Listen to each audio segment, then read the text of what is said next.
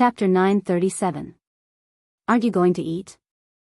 I think it's quite delicious and tastes good. For the people, food that can fill their stomachs is good food. The so-called lowly or elegant is something that only rich second generations who are born with wealth and do not know hunger or poverty pay attention to. Not only did Her Majesty's appetite increase, she ate 2 portions and asked the royal chef to prepare one for the crown princess, Jianghu. Wei Si remembered clearly that Her Majesty's body was getting weaker as she grew older. It was rare for her to have such a good appetite. The world is peaceful now, but I, cannot forget the sufferings my ancestors suffered in this chaotic world. I must always be grateful and put the people's livelihood in the first place. Only then will I not let down the blood and sacrifice of my ancestors. There is no distinction between high and low food. Are you saying that if I throw all the delicacies at the state banquet to the pigs in the pigsty, they are lowly food and not worthy of being eaten by all of you here? With just a few words, she not only smoothed out the malicious humiliation, but also showed her love for the people. At the same time, she handled it gently and avoided a bloody massacre. If she didn't say that, anyone who handled sweet potatoes, regardless of whether they were foreign ministers, servants, royal chefs, or officials of the dynasty, could easily be accused of a groundless crime and could not escape the death penalty. If the purge was carried out, at least 2,000 lives would be lost. The majesty of the emperor could not be challenged by anyone. Her Majesty chose to handle it gently and even generously accepted sweet potatoes. She ordered the royal chefs to use these 2 foods as ingredients to research various dishes. When they were accepted by the people, they were promoted to the whole country. Who could have imagined that these 2 things could be so prolific? Because of them, the Jiang dynasty did not have a large-scale food shortage. After being reborn and seeing these 2 little things again, Wei Si's heart was filled with emotions. Before he could come back to his senses, he heard Gu Xian's words. However, they are not popular locally. People won't eat them unless they are extremely hungry. They are usually fed to domestic pigs. Jiang Pengji's expression did not change at all. She smiled and said, "They taste good. It's good that they are edible." Wei Si's expression became gentler and the smile on his lips became wider. Her Majesty was indeed the emperor. No matter when she was, her pure and innocent nature had never changed. Gu Xian smiled bitterly. Little master is still so open-minded. This old servant hasn't finished speaking. Jiang Pengji was drooling over the taste of the roasted sweet potatoes that the audience was talking about. She asked, "Is there anything else you want to say?" This old servant naturally has a reason for bringing them back. If it wasn't for this old servant wouldn't have dared to send such unpresentable food to little master. Gu Xian's way of thinking was still very conservative. Humans shouldn't fight over food with animals. It would be shameful to say it out loud. "Uncle Gu, I'm listening." Gu Xian said carefully, "They have a high yield and are easy to grow. They are not afraid of drought, and people can eat them to fill their stomachs. They are suitable for farmers." However, this old servant carefully inquired about it.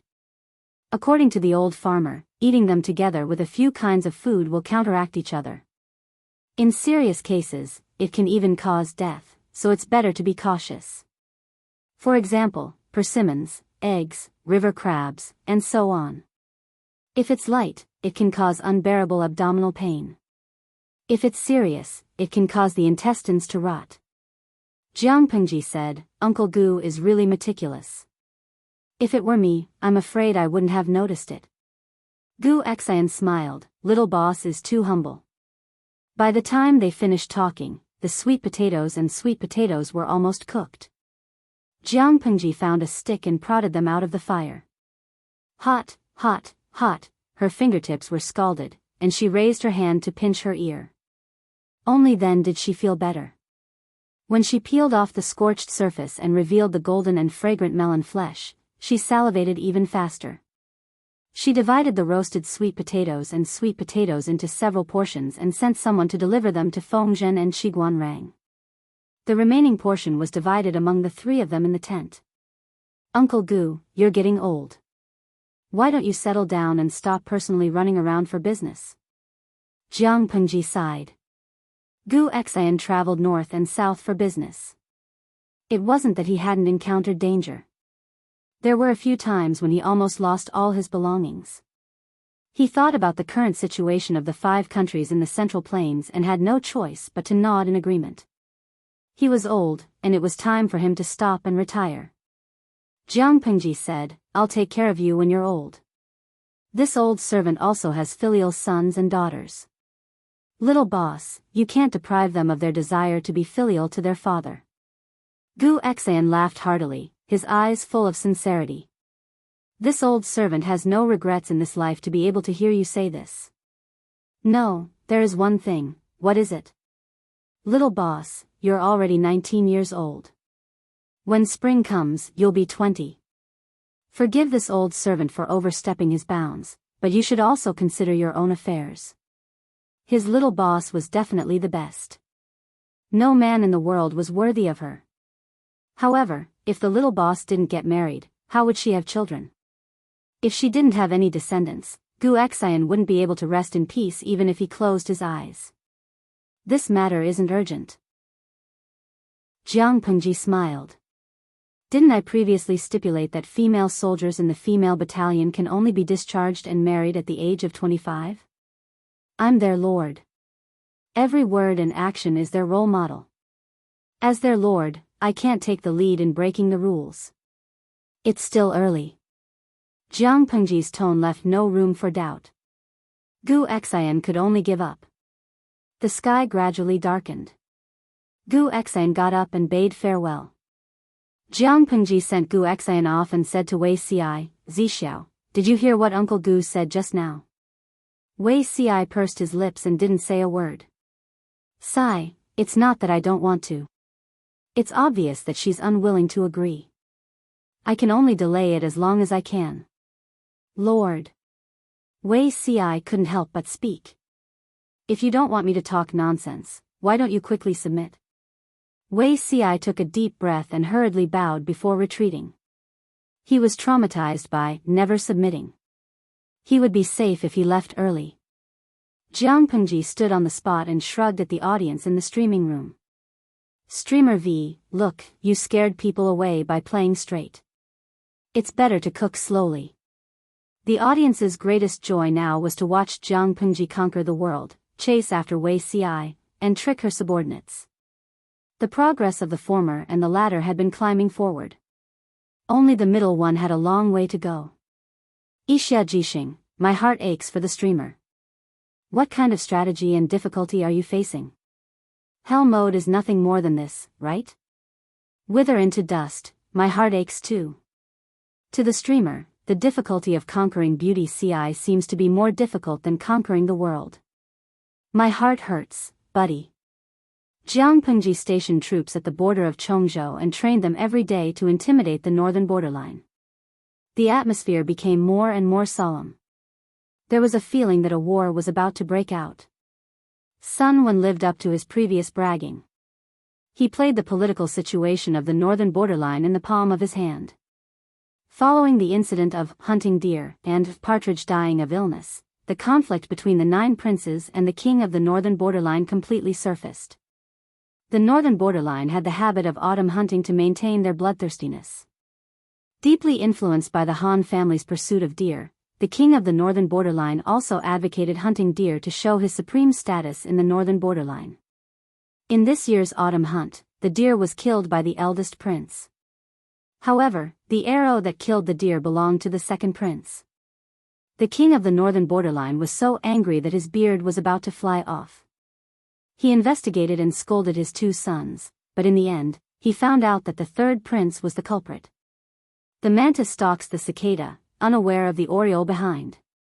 You and Wu Liba learned the Han culture well, but you actually used it on your own brother. Beside him, the 4th prince's eyes flashed with a shrewd light. Chapter 938. This year's autumn hunt was destined to be an eventful one.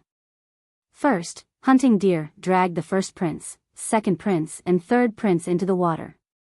Following that, Partridge died of illness dragged the rest of the princes into the water. Partridge was the most revered divine eagle by the 3 tribes of the northern borderline, and was also the totem symbol of the northern borderline royal family. 7th Prince obtained a very majestic partridge from the trading company. He liked it very much, but in the end, he reluctantly gave it to his favorite 8th Prince. 8th Prince was naturally attracted by the partridge, but when he thought of the king of the northern borderline's violent and suspicious nature, how would he dare to keep such a good partridge in his hands?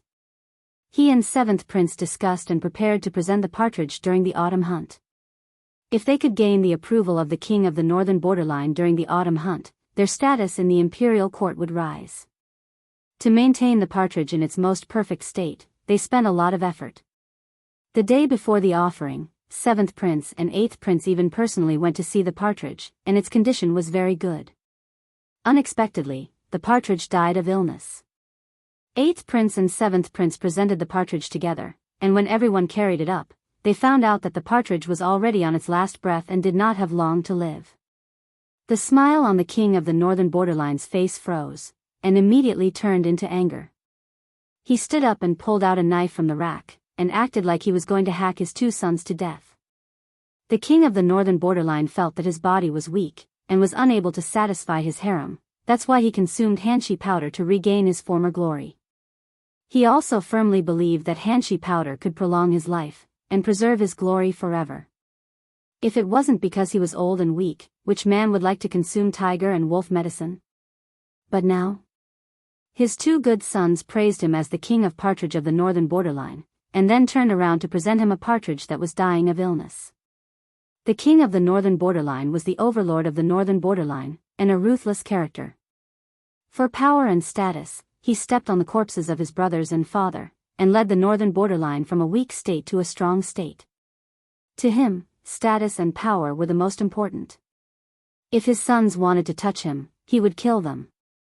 In such a short period of time, the king of the northern borderline was enraged, and the fingers on his right hand trembled uncontrollably. He thought that he would kill his 2 sons on the spot, but unexpectedly, his eyes rolled back and he fainted from anger. When the king of the northern borderline woke up, his anger was not as strong as before. Investigate. Investigate clearly for this solitude just who is playing tricks behind the scenes. No matter how stupid the 7th and 8th princes were, they wouldn't dare to give him a dying gonging and curse him in public. The only possibility was that the 2 of them had been schemed against. He wouldn't have known if he hadn't checked, but the moment he did, he was shocked.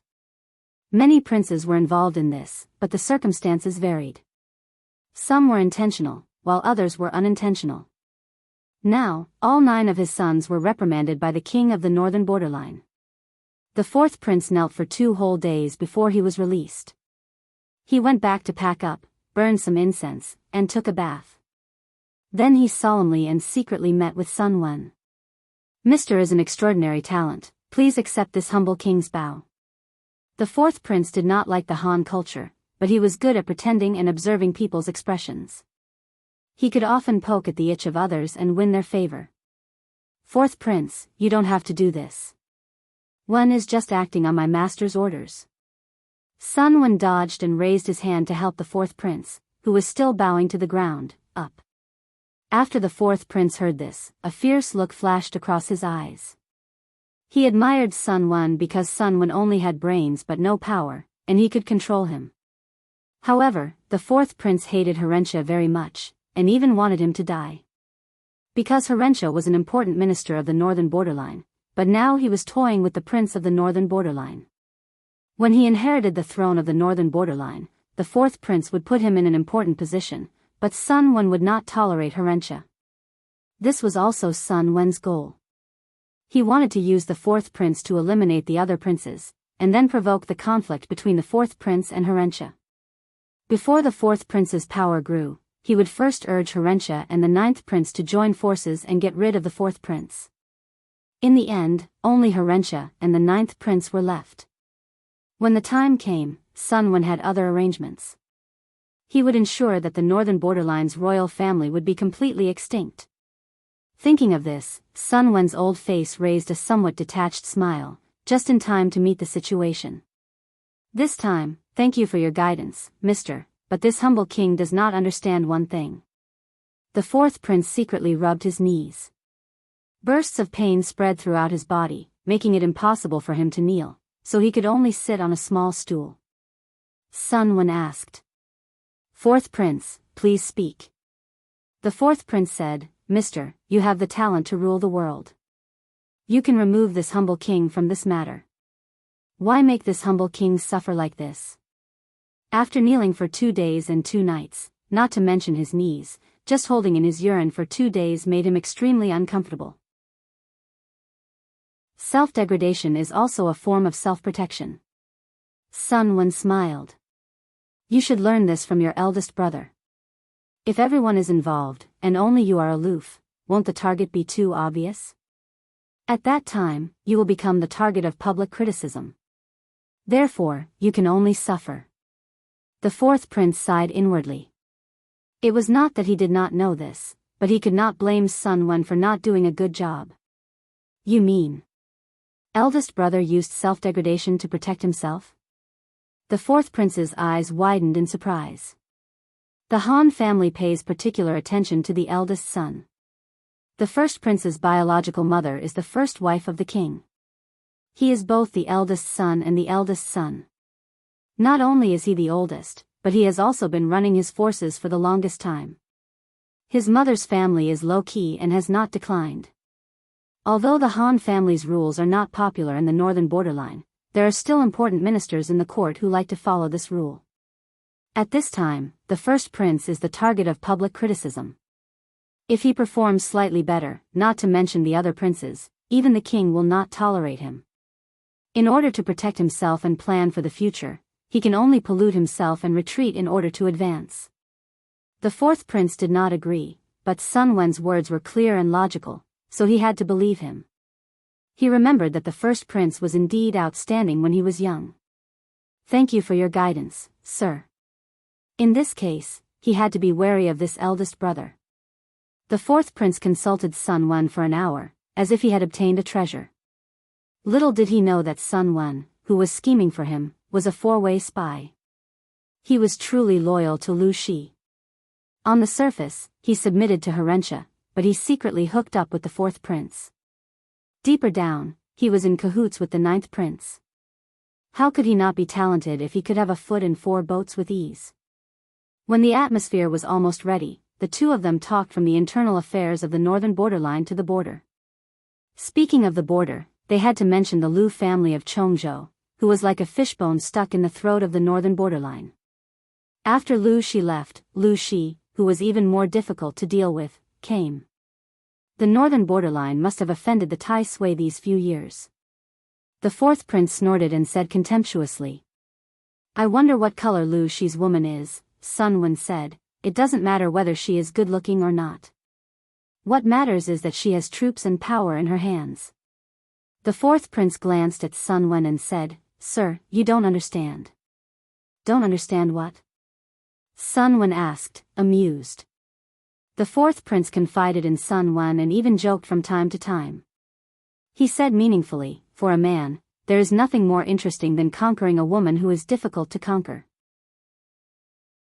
The more difficult it was to conquer, the more enjoyable it was. Sun Wen said calmly, oh. He understood what the fourth prince meant, but at the same time, he felt a bit of disdain. Chapter 939. Sun Wen despised the fourth prince in his heart, but his expression remained calm and composed. It was as if he would remain unfazed even if Mount Tai collapsed in front of him. The fourth prince seemed to have realized that he should not speak in front of Sun Wen and leave a frivolous impression, so he quickly changed the topic. However, Sun Wen controlled the tempo and successfully led the topic to the border. Master Sun, in your opinion, how should we deal with the Lu family of Chongzhou? The fourth prince coveted Jianghu, but he wanted to use his male identity to gain a sense of superiority and boost his confidence. Returning to reality, he was only the son of a female slave. He had no right to speak to Jianghu as an equal. Sun Wen raised his eyelids and said calmly, does the fourth prince think that the most important thing now is to deal with the Lu family? The fourth prince's expression froze. and he looked puzzled. The Lu family has stationed troops at the border and looks like they're going to attack. Isn't that enough? Or do you think that we should first deal with internal strife? The fourth prince asked in a subtle manner. Was it more important to deal with Lu Shi or to get rid of his brother who was competing with him? Sun Wen smiled and asked the fourth prince, if the Lu family sends troops now, how will the northern borderline respond?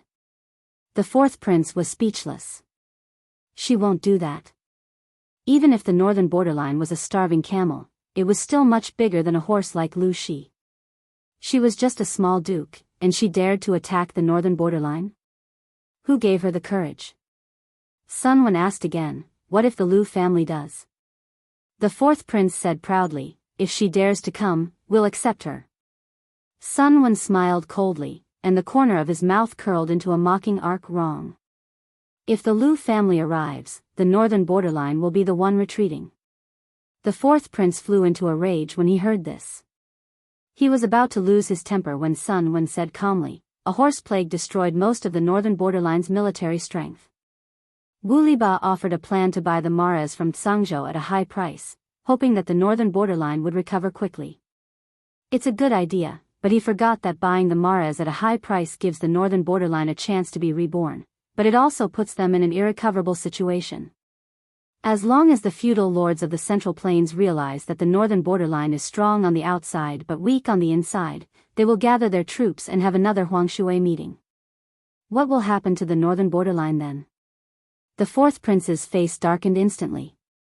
Even though he was in the north borderline, he knew that the Huangshui meeting had gathered 23 feudal vassals of Dongqing, totaling more than 400,000 troops. Given the current situation in the north borderline, they really could not afford to offend them. As the prince of the northern borderline's royal family, the fourth prince knew the internal situation of the northern borderline best. Even though he kept telling himself that the cavalry of the northern borderline was invincible, after the horse plague, the cavalry had indeed been destroyed by 70 to 80%. Without their cavalry, the advantage that the northern borderline had over the Central Plains would be greatly reduced. In order to realize their ambition of conquering the Central Plains, the royal family of the northern borderline had put in a lot of effort for several years. Now that he was at a critical juncture of recovering his vitality, he could not afford to make any mistakes. If word gets out at this time. The fourth prince secretly clenched his fists. Lu Shi wouldn't dare to do that, and the other feudal vassals might not respond to her call. Sun Wen poured a bucket of cold water on him. That's not necessarily true. There's an old saying in the Central Plains, those who are not of the same race are bound to have different intentions. The threat that the north borderline posed to Dongqing could be seen just by looking at the four factions of Nanman and Nansheng.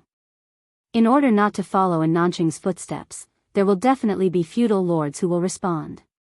The fourth prince's face was as pale as a sheet of paper. He followed Sun Wen's train of thought, and the more he thought about it, the more he broke out in a cold sweat. Lu Shi was not a feudal lord who acted according to common sense. A few years ago, she had begun to station troops in Chongzhou, stocking up the fields and provisions, and was ready to fight. It was hard to say if this madwoman would risk her life to fight to the death with the northern borderline. Even though he was unwilling to admit it, the Han people did not lack madmen, nor did they lack the righteousness to sacrifice their lives for justice. With their pride and integrity, even if the northern borderline respected the Han culture, they still could not understand the foolish idea of sacrificing themselves for others. The fourth prince hurriedly asked, Mr. Sun, you must teach me. Sun Wen smiled. Of course. He wore a smile on his face, but in his heart, he had cursed Wei Ci hundreds of times. Wei Ci was a lunatic who even exploited the labor of an old man to the limit. First, he had asked him to sow discord among the 9 princes of the northern borderline. He had worked hard and lost who knew how many brain cells, but he finally saw results. Before he had time to enjoy the fruits of victory, Wei Ci sent him another message. This time, the content was even more outrageous. He was asked to help Lu Shi recapture more than half of Jianghu County, which had been occupied by the northern frontier for more than 20 years.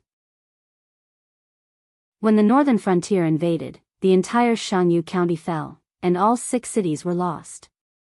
Although Master Yuanjing went to the north borderline and took back 3 cities, there were still 3 cities in the north borderline's hands. If they couldn't even take back these 3 cities, how could they talk about reclaiming the northern border?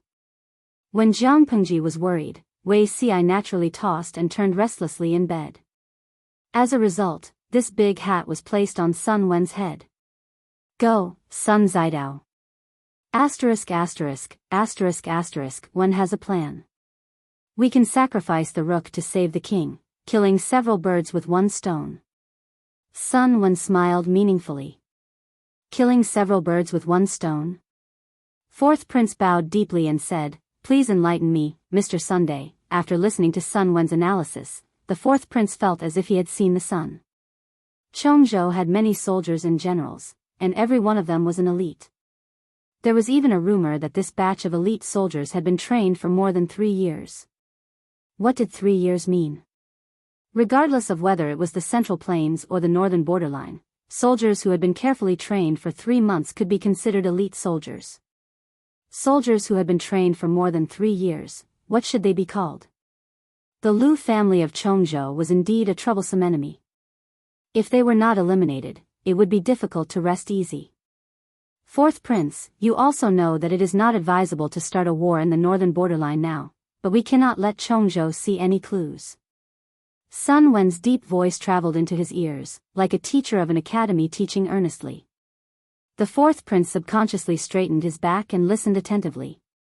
If that is the case, we might as well take another path and sacrifice the rook to save the king. Aren't the 3 cities of Chongzhou and Shangyu County the best candidates to be discarded? After hearing this, the fourth prince felt a wave of displeasure.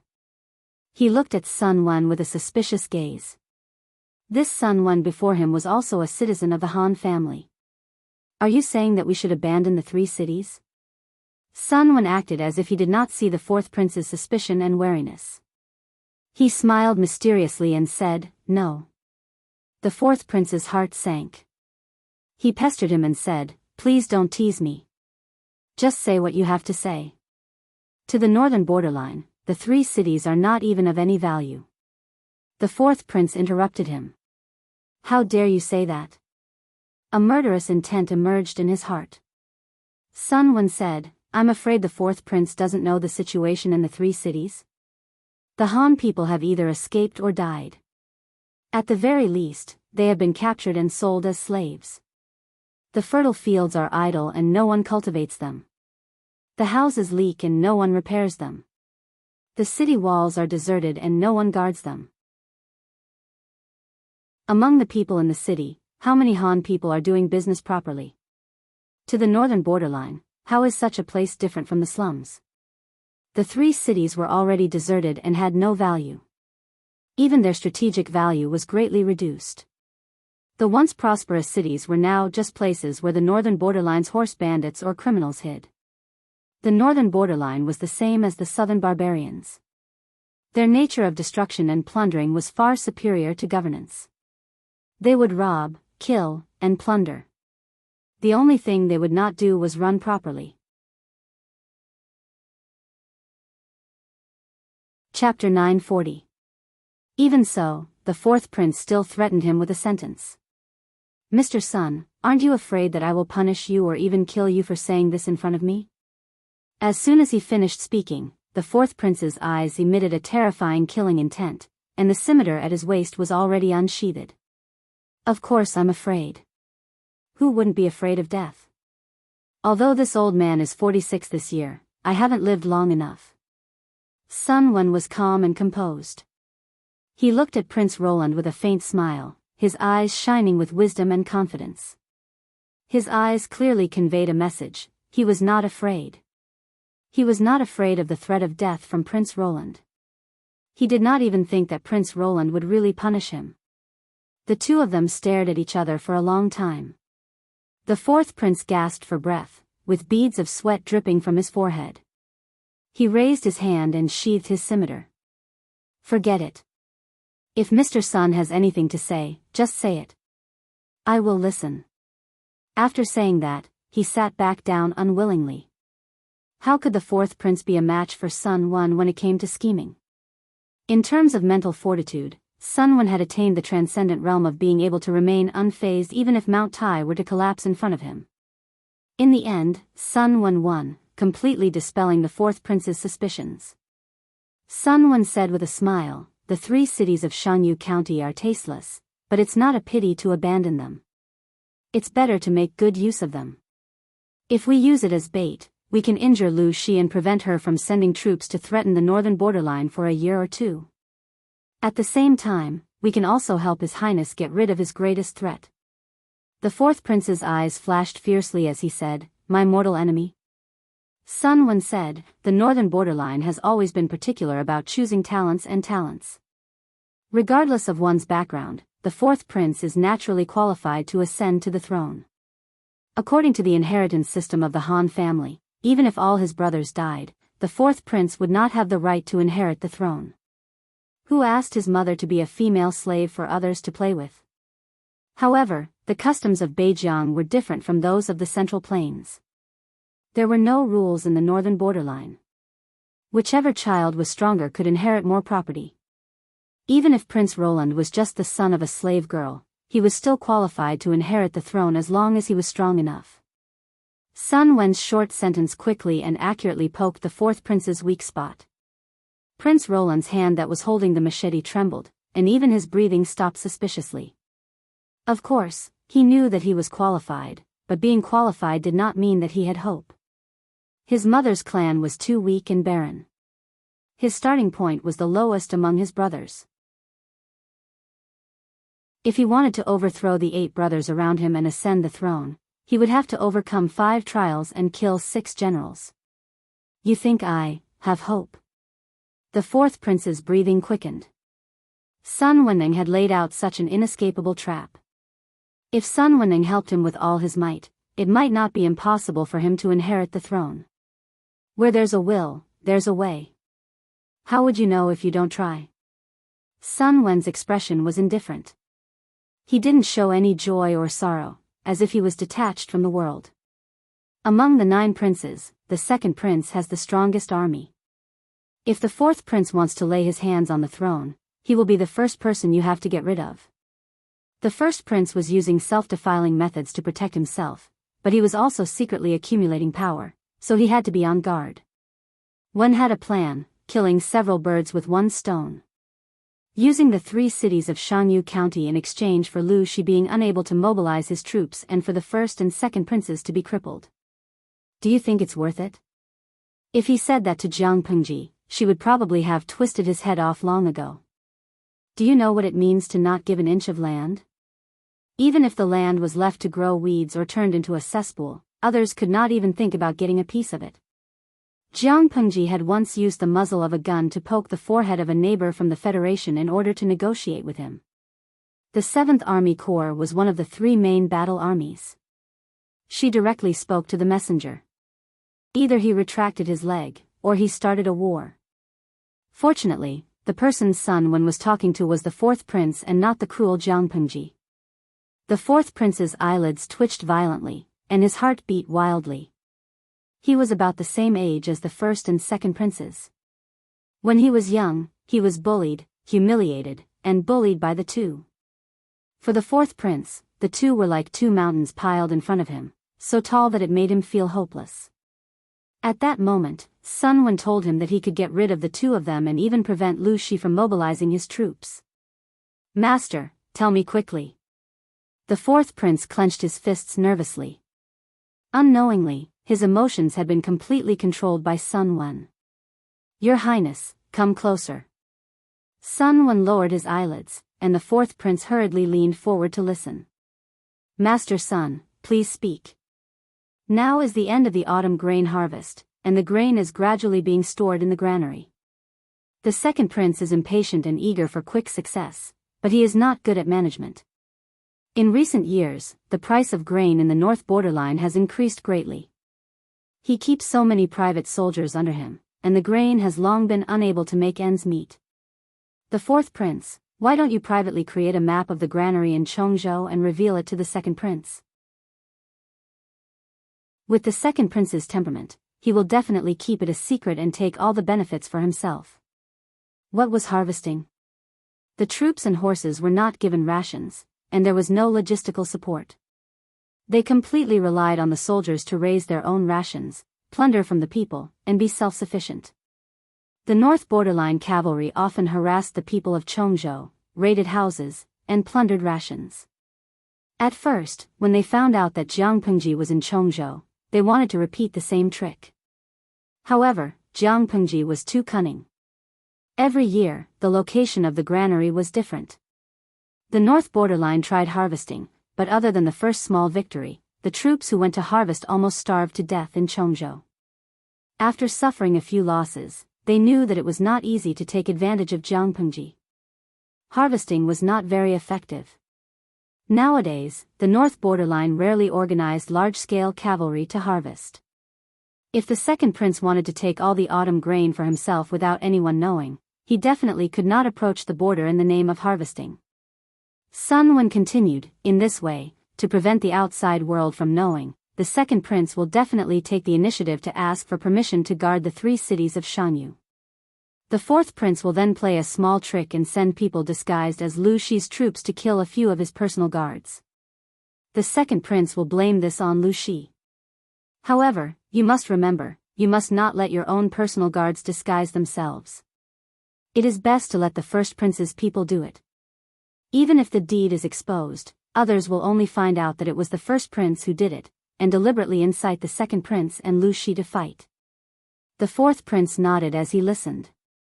Sun Wen continued, Lu Shi has an explosive personality, and the second prince is obstinate and self-opinionated. If the two of them meet, it is impossible that they will not fight. However, no matter how many troops the second prince has, how long can he resist Lu Shi? The 3 cities of Shanyu County have not been repaired for many years. They will not be able to resist Lu Shi's powerful troops. If the second prince dies in battle, it will be fine, but if he doesn't, not only will he lose the private troops he has carefully raised, but he will also let the king see the number of troops he has and his ambition. As for the first prince, who deliberately provoked the war between the 2 sides, it will not be good either. As the fourth prince listened, he felt a chill in his heart, but at the same time, he could not suppress his excitement. Very quickly, he came back to his senses. What about Lu Shi? Sun Wen laughed. The 3 cities of Shanyu are already in ruins. Lu Shi has to deal with the aftermath after conquering them. Isn't this a good way to divert his energy? Within a year or 2, how will he have the energy to start another war? The fourth prince's eyes lit up. Yes, as long as the situation in the North Borderline was peaceful for a year or 2. Master is indeed brilliant. Chapter 941.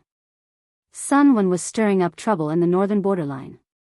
He was full of conspiracies and tricks. Jiang Pengji was also ready for war. It was the autumn harvest. Everyone was so busy that their feet hardly touched the ground. When the autumn grain entered the warehouse, they felt more relaxed. This year's batch of autumn grain has entered the warehouse. Qiguan Rang presented a thick account book. Every grain collected was recorded in the book. Jiang Pengji flipped through it carefully. With this batch of grain, we have the confidence to fight a war. Is there any news from Zixiao? Qiguan Rang held his hands by his sides and said expressionlessly, there's no news yet, but it should be soon. Jiang Pengji nodded and did not respond. Qiguan Rang endured for a while and had to take the initiative to speak. My lord has never seen Sun Wen. How do you know that he's as capable as Lu Shang? You trust him so easily. If he covets the power of the northern borderline. Qiguan Rang did not finish his sentence, but he believed that Jiang Pengji knew what he meant. We have to guard against him. Jiang Pengji said with a smile, I don't know if Sun Wen is as capable as Lu Shang, but it's enough for Zixiao to know. Qiguan Rang showed an expression that said, I knew it. He sighed and said, my lord has grown up. A cabbage had grown up and finally knew how to feed a pig. Look at what you're saying. It's as if the cabbage you painstakingly raised has been fed by a pig. Jiang Pengji teased, you're so jealous. Qiguan Rang secretly rolled his eyes and added in his heart, isn't it the other way around? He trusted Wei Si's judgment because he trusted him. If not for some kind of honey filter, he believed that his lord would not be so rash. He frowned and said, "My lord, when did you have such thoughts?" After all, she was a female lord and was often criticized. If she could not maintain a clear relationship with her subordinates, her reputation might be tarnished. When did it happen? I can't remember. But Wenjing, you can rest assured that Zixiao will not affect my ambitions. Qiguan Rang had been observing the surrounding situation as an outsider. He saw the situation more clearly than the people involved. I'm not worried about my lord, but about Zixiao. Qiguan Rang frowned. Wei Si did not deliberately steal the limelight. He did not have a strong presence, but after thinking about what he had done, no one could say that he was not a pillar. Such a talent shouldn't be buried, nor should he be confined in a cage like a canary. If he didn't do that and allowed him to show off his talent, he would definitely die. Even if the Lord did not mind, would the other officials not have any thoughts about it? The most important thing for a faction was harmony and unity. Does it really have to be him? Asked Qiguan Rang. It has to be him. The more I get to know him, the more I feel that he's the one I want, Jiang Pengji said with certainty. Ambitious men, who wants to be a canary? If he doesn't want to live an ignoble life, I'm afraid my lord won't bear to let him suffer. If his identity was revealed, Wei Si would have to stay away from the center of power. It wasn't that they didn't trust him, but it was for the sake of unity within the faction so that others wouldn't feel unbalanced or have negative emotions. If Jiang Pengji insisted on having her own way, she might harm her and Wei Si. Then, what does Wenjing think? Qiguan Rang said, it's better to keep it a secret. Rang can pretend that he doesn't know anything. Keep it a secret? Jiang Pengji murmured repeatedly. As long as it's the Lord's child, it will definitely be your blood. It doesn't matter who the father is.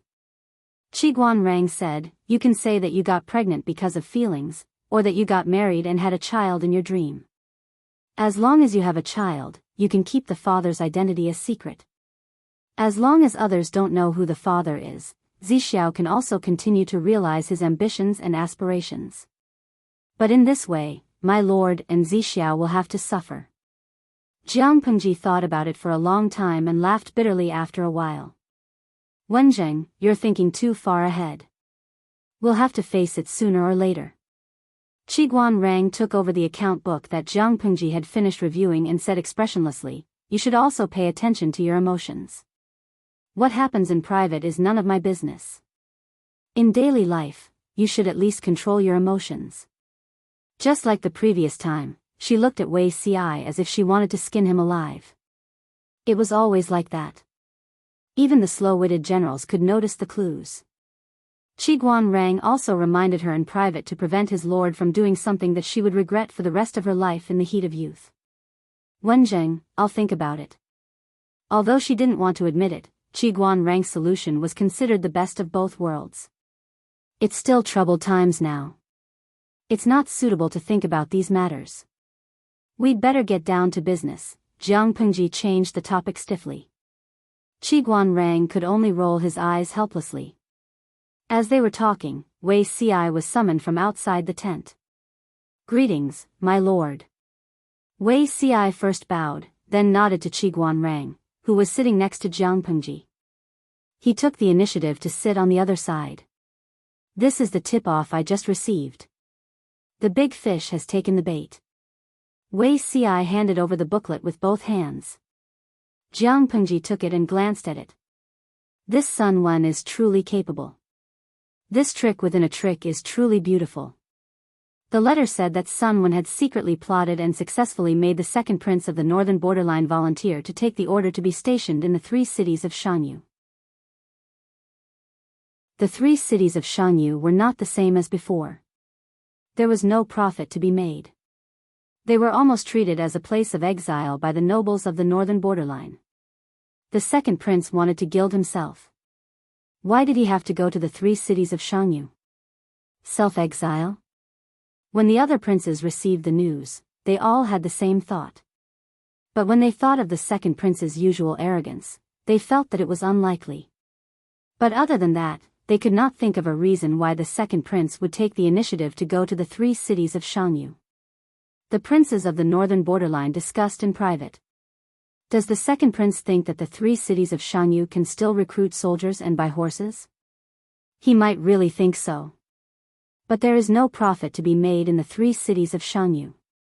He will only be disappointed if he goes. Maybe he's advancing by retreating? Using this to gain father's favor? If that's the case, this move is too lame. These people would not be able to figure it out even if they racked their brains. The second prince had a detailed distribution map of Chongzhou's granaries. According to reliable sources, the granaries stored Chongzhou's savings over the years. As long as the grain was taken away, Lu Shi would probably suffer a great loss. The second prince thought proudly.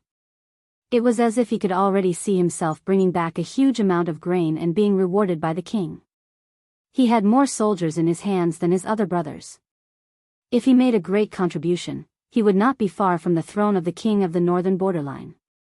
Of course, the second prince was not stupid. He had already sent people to check the marked places in the granary beforehand. The news was true. Apart from that, this map was sent by his most trusted confidant, his mother's brother, his uncle. He trusted it so much because of all these reasons.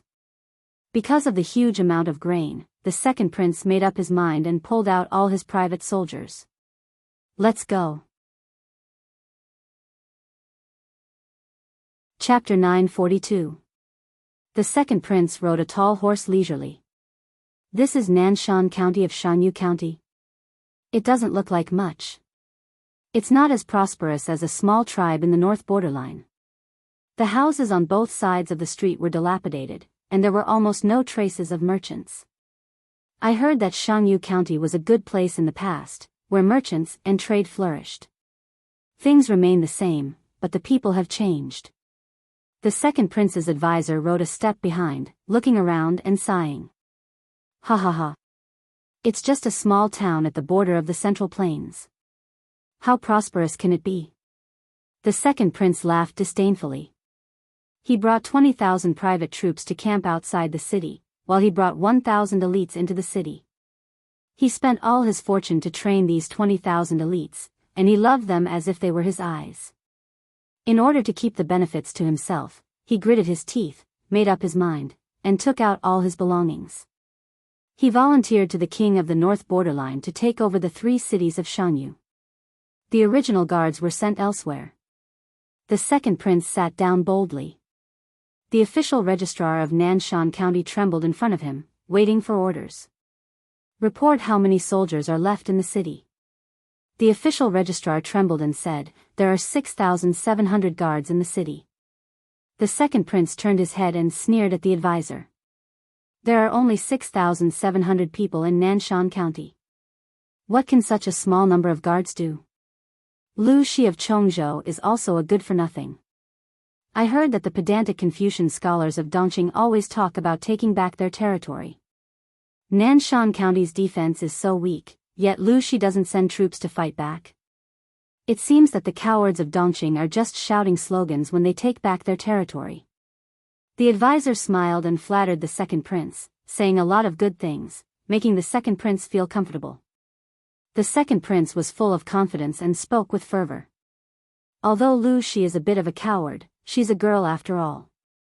It's normal that she's not as courageous as a man. Although there are only 6,700 guards in Nanshan County, every one of them is an elite of the north borderline. They can fight against 10 men on the battlefield. Lu Shi is flattered by the outside world, but she's still a timid girl. She won't amount to much.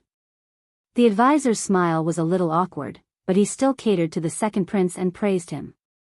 Compared to the second prince's blind arrogance, the advisor was somewhat clear-headed. Apart from anything else, he could understand why Jiang Pengji had not mobilized her troops to recapture the 3 cities of Jianghu.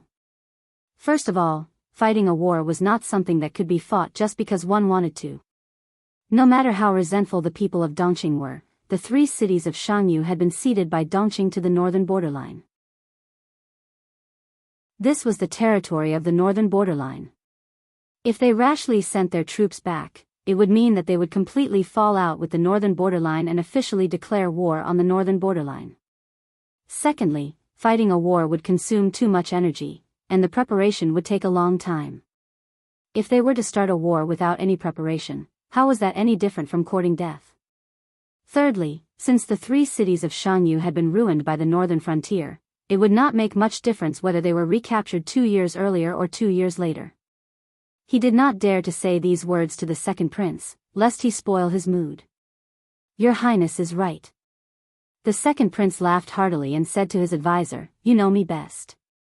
Overjoyed, the second prince feasted for 2 days and made friends with the local nobles. Although these nobles stayed in the 3 cities of Jianghu as if they had been exiled, they were local tyrants who had been operating for many years. The 3 cities of Jianghu could be considered as a buffer zone between the northern borderline and Dongqing. At the same time, it was also a lawless area where many smuggled goods were the most rampant. Most of these goods were war resources, and the profits were huge. Even the second prince could not help but be tempted by them. However, the happy time did not pass for long. An urgent message came to his ears. Report. The loud and urgent voice of the messenger came from outside the room. The second prince was holding a wine bottle and drinking with someone. When he heard the voice, his dashing eyebrows knitted together in displeasure. What happened? How dare you disturb my mood? The messenger's breathing was rapid, and there was a hint of nervousness in his voice. Your Highness, the patrolling cavalry found the corpses of our soldiers outside Nanshan County, a total of 25 people. What? The strong smell of alcohol came out of his nostrils. The second prince slammed the wine bottle on the table, and a deafening bang was heard. The advisor beside him stopped smiling and asked the messenger before the second prince lost his temper. Who killed them? How did the 25 people die? The messenger told him everything in detail.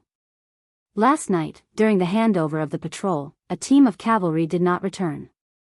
The next day, the patrolling cavalry found the corpses of the missing people not far from their post. There were signs of a struggle near the corpses. When the advisor heard this, his heart skipped a beat. Not good. Where are the corpses now? Outside the hall. Bring them up. The second prince's chest surged with anger. He lifted his leg and flipped the wine table. I want to see who dares to do this. The loud bang shocked the singers and dancers in the hall, and they did not dare to move. They trembled like quails. After a series of footsteps, the soldiers of the northern borderline carried the corpses into the hall. Other than the corpses, there were many clues found at the scene. The most important of them was a token. This token was none other than the token of a Chongzhou soldier. The weapons left behind and the words carved on the weapons all pointed to Chongzhou. After seeing this solid evidence, the second prince clenched his fists in anger and gritted his teeth. Lu Shi, I haven't found trouble with her, and she's already stirring up trouble. The second prince's anger soared. The advisor beside him groaned. Your Highness, we still need to investigate further. To conclude that Chongzhou's Lu Shi provoked us so hastily, what if it's not? Before the advisor could finish, the second prince interrupted him. What's so hasty about this? Besides Lu Shi, who else would do such a thing? Besides, even if Lu Shi didn't do it, so what? Sooner or later, I and Lu Shi will have to fight. The second prince volunteered to come to the 3 cities of Jianghu. He wanted to use the 3 cities as a springboard to sneak attack Jiang Pengji's granary. He wanted to rest for 2 days before making a move. Now that Chongzhou could not sit still and test them, how could the second prince tolerate it? The advisor was speechless. For some reason, he felt that this matter was unreliable. The second prince said, Lu Shi killed 25 of my men. I will repay him tenfold. The advisor's eyelids twitched violently. He watched as the second prince sent someone to invite the soldiers to discuss military matters. When I take over her granary, Lu Shi will have no more grain. Let's see how arrogant she can be then. According to the map, there were a total of 3 granaries. The second prince had already sent people to check these 3 places. Almost all of them had stored 2 million dawn of military rations. What did this mean? 300,000 dawn was enough for 100,000 soldiers to eat for more than a month. The grain that Lu Shi had accumulated over the years was enough for 100,000 soldiers to fight for 2 years. It was a pity that Lu Shi did not have a good eye for using people. He actually leaked the distribution map of such an important granary. Once she ran out of grain, she would be dead. The second prince looked in the direction of Chongzhou and gritted his teeth. If I can't transport the grain, I won't leave a single grain for you.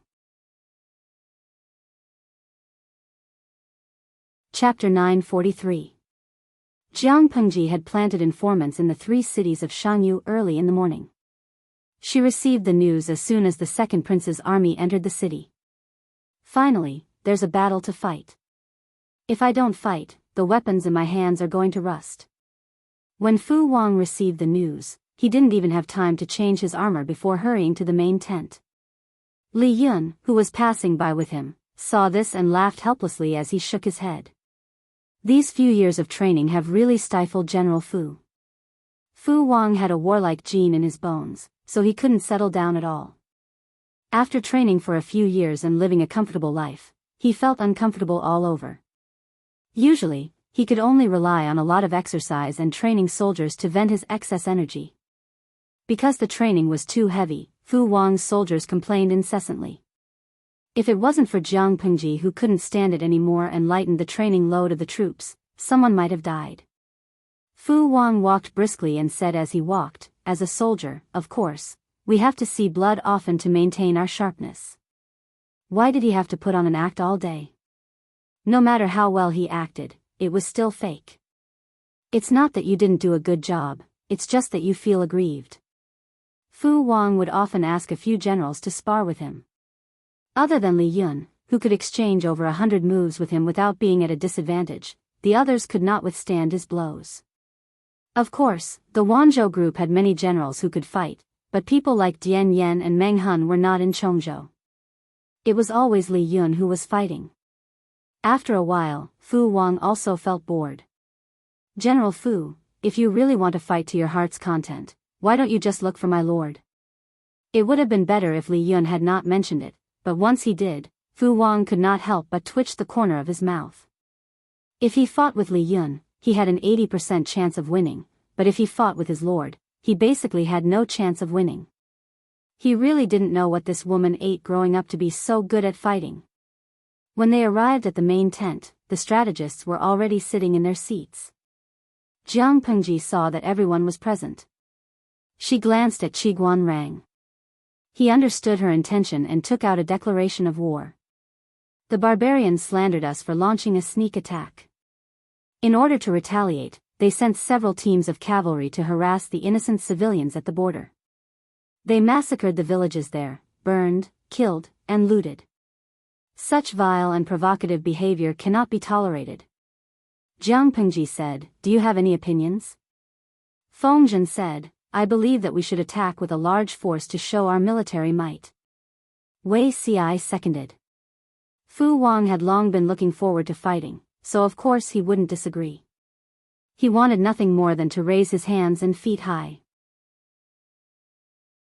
Li Yun also knew that the upcoming battle was to prepare for the northern expedition next year. His blood was boiling, how could he not respond? Very well. Everyone in the tent was her confidant, so it was impossible for them to raise any objections.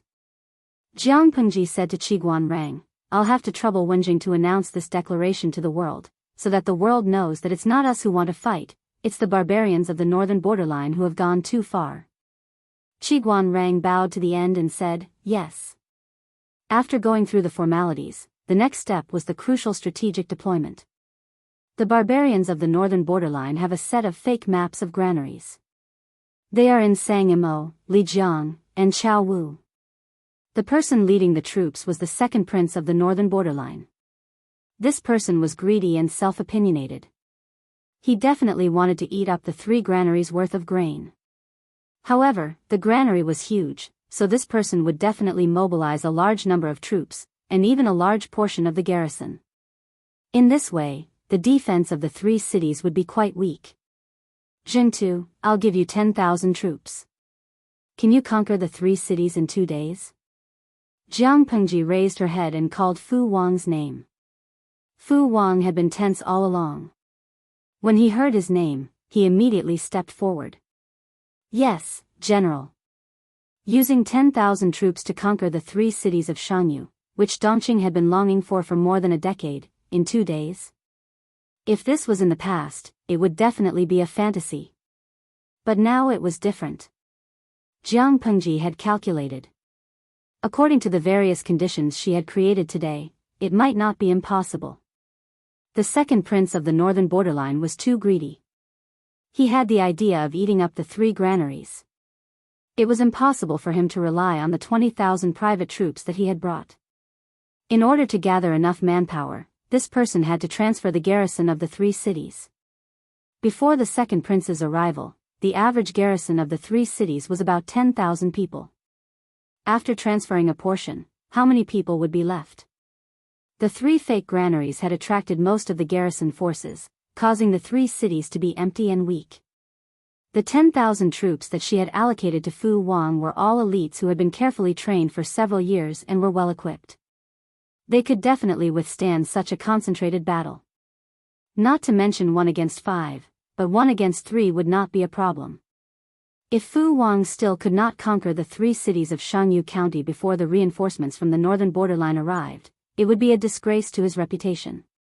Han Mei. Li Yun stepped forward and quietly waited for orders.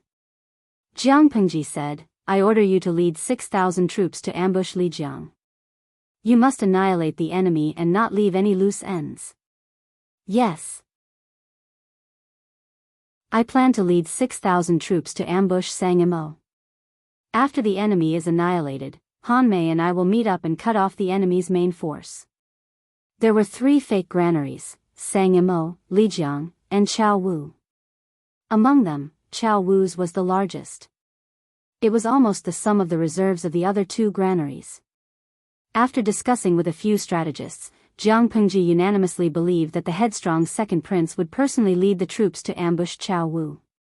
After all, there was the most food there. The evacuation route was the smoothest. The second prince had a penchant for doing things himself and showing off his military strength. In conclusion, it was most likely that the enemy would lead the main force to ambush Chao Wu. In order to delay time and confuse the second prince's judgment, Jiang Pengji placed a lot of food in Chao Wu. Transporting the food would delay their marching speed.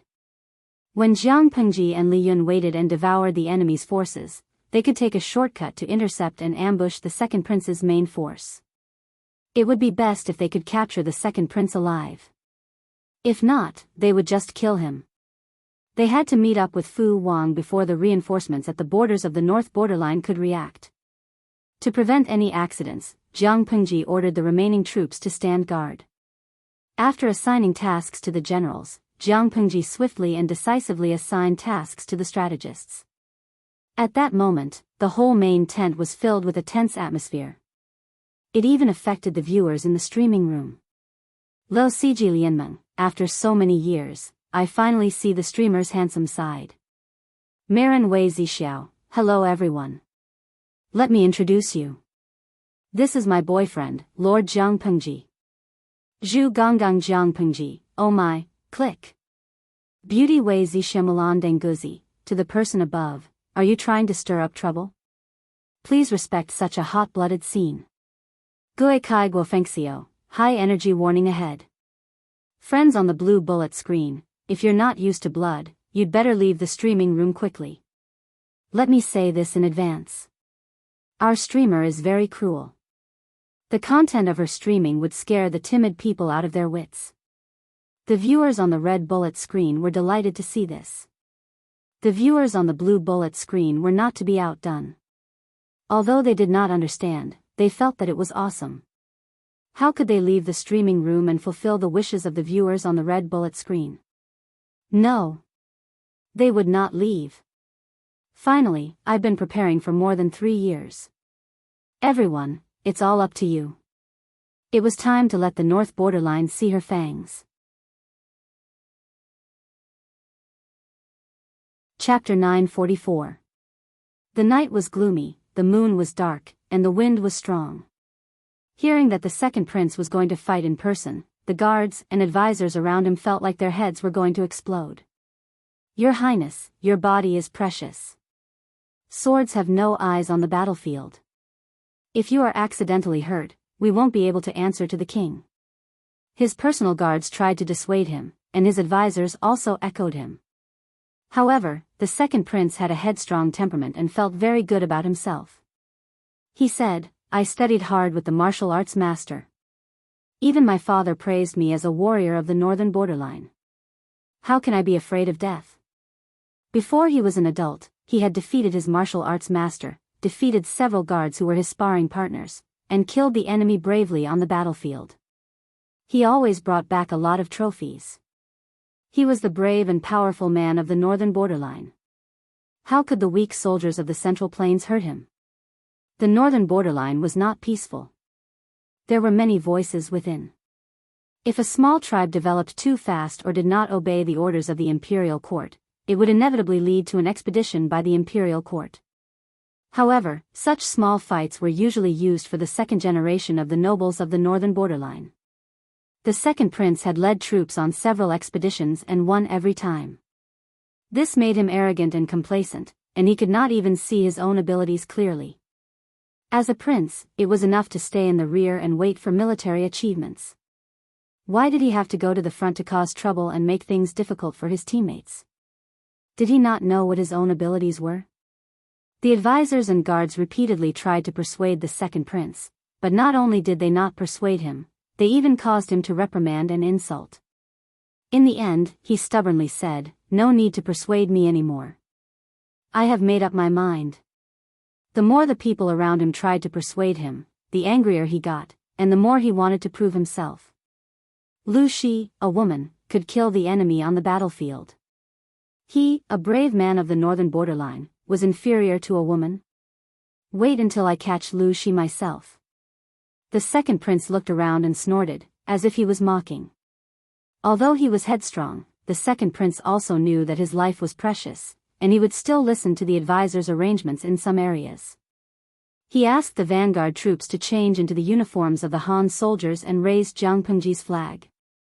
It was best if they did not encounter the enemy, but if they encountered the enemy's patrol troops, they could use it to get away with it. The night was dark and windy, and it was suitable for robbery. The second prince ordered everyone to hold wooden chopsticks in their mouths and cover their mouths with cloth. They were not allowed to make any noise. The 12,000 soldiers split into several groups and advanced towards Jianghu along the small paths on the map. Because of the detailed map in his hand, the second prince led his troops to avoid several waves of sentries, and the journey was more daunting than dangerous. As they approached Jianghu's granary, the number of patrols increased. Even with the cover of night, they were still caught red-handed. "Who is it?" The second prince panicked. The vanguard officer beside him replied in fluent Mandarin of the Central Plains. "We were sent by Lu Prefecture Overseer to reinforce the granary. The prefecture magistrate is worried that the barbarians of the northern borderline will attack the granary." This vanguard official was also a talent. When he lied, his face didn't turn red, and he didn't even pant. He even revealed a look of awe-inspiring righteousness. The night was too dark, and there was some distance between them, so the guards couldn't see how many people were with the second prince. They asked a few questions and let them pass. The second prince was relieved, but then he felt a little disdainful. That's all, perhaps the luck of the first half of the night had run out. The second prince encountered several patrols in a row, and they were getting more and more adept at dealing with them. Unknowingly, he had been delayed for an hour. At that moment, they were less than a quarter of an hour away from Jianghu's granary. Compared to the smooth journey on the second prince's side, the other two routes did not have such preferential treatment. Along the way, they only encountered 3 waves of patrols, and they used the same method of lying to fool them. Little did they know that the patrols under Jianghu were different from other patrols. Before dealing with each other, they had to match the secret signal. If the secret signal didn't match, they would be killed. Of course, it was different today. The patrols had received instructions from their superiors that if they met someone they couldn't match the secret signal with, they should not make a sound and cooperate with the other party's performance. The North Borderline thought that their operation was smooth, but they didn't know that their every move was within the enemy's expectations. Li Jiang's granary. Li Yun chewed on some hay in his mouth. He held his spear with one hand and wiped the tip of the spear with the other. His sharp eyes were surging with the desire to fight. Nuanyuan, wait for me to return. Li Yun threw the wiping cloth aside. The hurried footsteps of his subordinates were getting closer. Commander Li Yun, the enemy has formed a formation and surrounded the granary. Just in time. Li Yun straightened his body. He grabbed the white reins of his warhorse with one hand and nimbly flipped himself onto the horse. He held his spear high in the air. Deploy the troops to meet the enemy. At that moment, the sound of fighting could be heard from outside the granary. 2,000 cavalrymen rushed towards Li Jiang's granary. Charge! Based on past experiences, the granary's defensive line would not be able to withstand a single wave of their charge. It would collapse 1,000 miles away. Not to mention that they had appeared suddenly. Chongzhou should not have been prepared. If they met the enemy without any preparation, it would be even more impossible to block the iron hooves of their cavalrymen. It was different this time. When the cavalrymen in rattan armor formed a formation and accelerated their charge, the front hooves of the horses suddenly missed their footing and they fell forward with great inertia. A group of human heads emerged from the ground. They held unknown sickle-like weapons in their hands and ruthlessly slashed at the legs of the horses, causing them to fall forward in pain. After doing that, they immediately retracted their heads into the ground and used the same trick on the second echelon who could not react in time. Dozens of circular trenches were dug around the Lijiang granary in a radius of 200 feet. This was to deal with the first wave of the North Borderline's cavalrymen. The distance between the trenches did not follow any pattern. There were even circular waves. To conceal the existence of the trenches, the empty space was covered with grass. Coupled with the cover of the night, no one could see any clues. Near the center of the granary, there were densely packed caltrops scattered between the trenches. Seeing this, the troops from the North Borderline also realized that they had fallen into an ambush. Li Jiang's granary was not a piece of fatty meat. It was clearly a trap with fatty meat. However, the cavalry's speed was too fast. A distance of 200 feet was nothing at all. When they realized that it was an ambush and attempted to retreat, the first batch of cavalrymen had already rushed to the granary. You want to retreat? Have you asked for the permission of the spear in my hand? To make it easier to face the enemy, a small path about 5 feet wide was left in all directions of the granary. At the same time, a similar scene was happening in Sang Mo's granary. Jiang Pengji was someone who could not sit still. She did not like to mark documents and was passionate about personally fighting in battle. The North Borderline was there to attack the granary and steal the grain. Apart from bringing weapons and troops, their troops also brought along a large number of carriages used to transport the grain. The troops at the front lost and their morale plummeted. The troops at the back tried to retreat. The carriages became an obstacle for their cavalrymen. They were stuck in one place and could not break through in all directions. The quality of the North Borderline's cavalrymen was not bad. Although the performance at the back was embarrassing, the remaining cavalrymen began to organize a charge to break through. Horse-slaying battalion, go forward and form a formation. The order was given. A whistling arrow soared into the sky.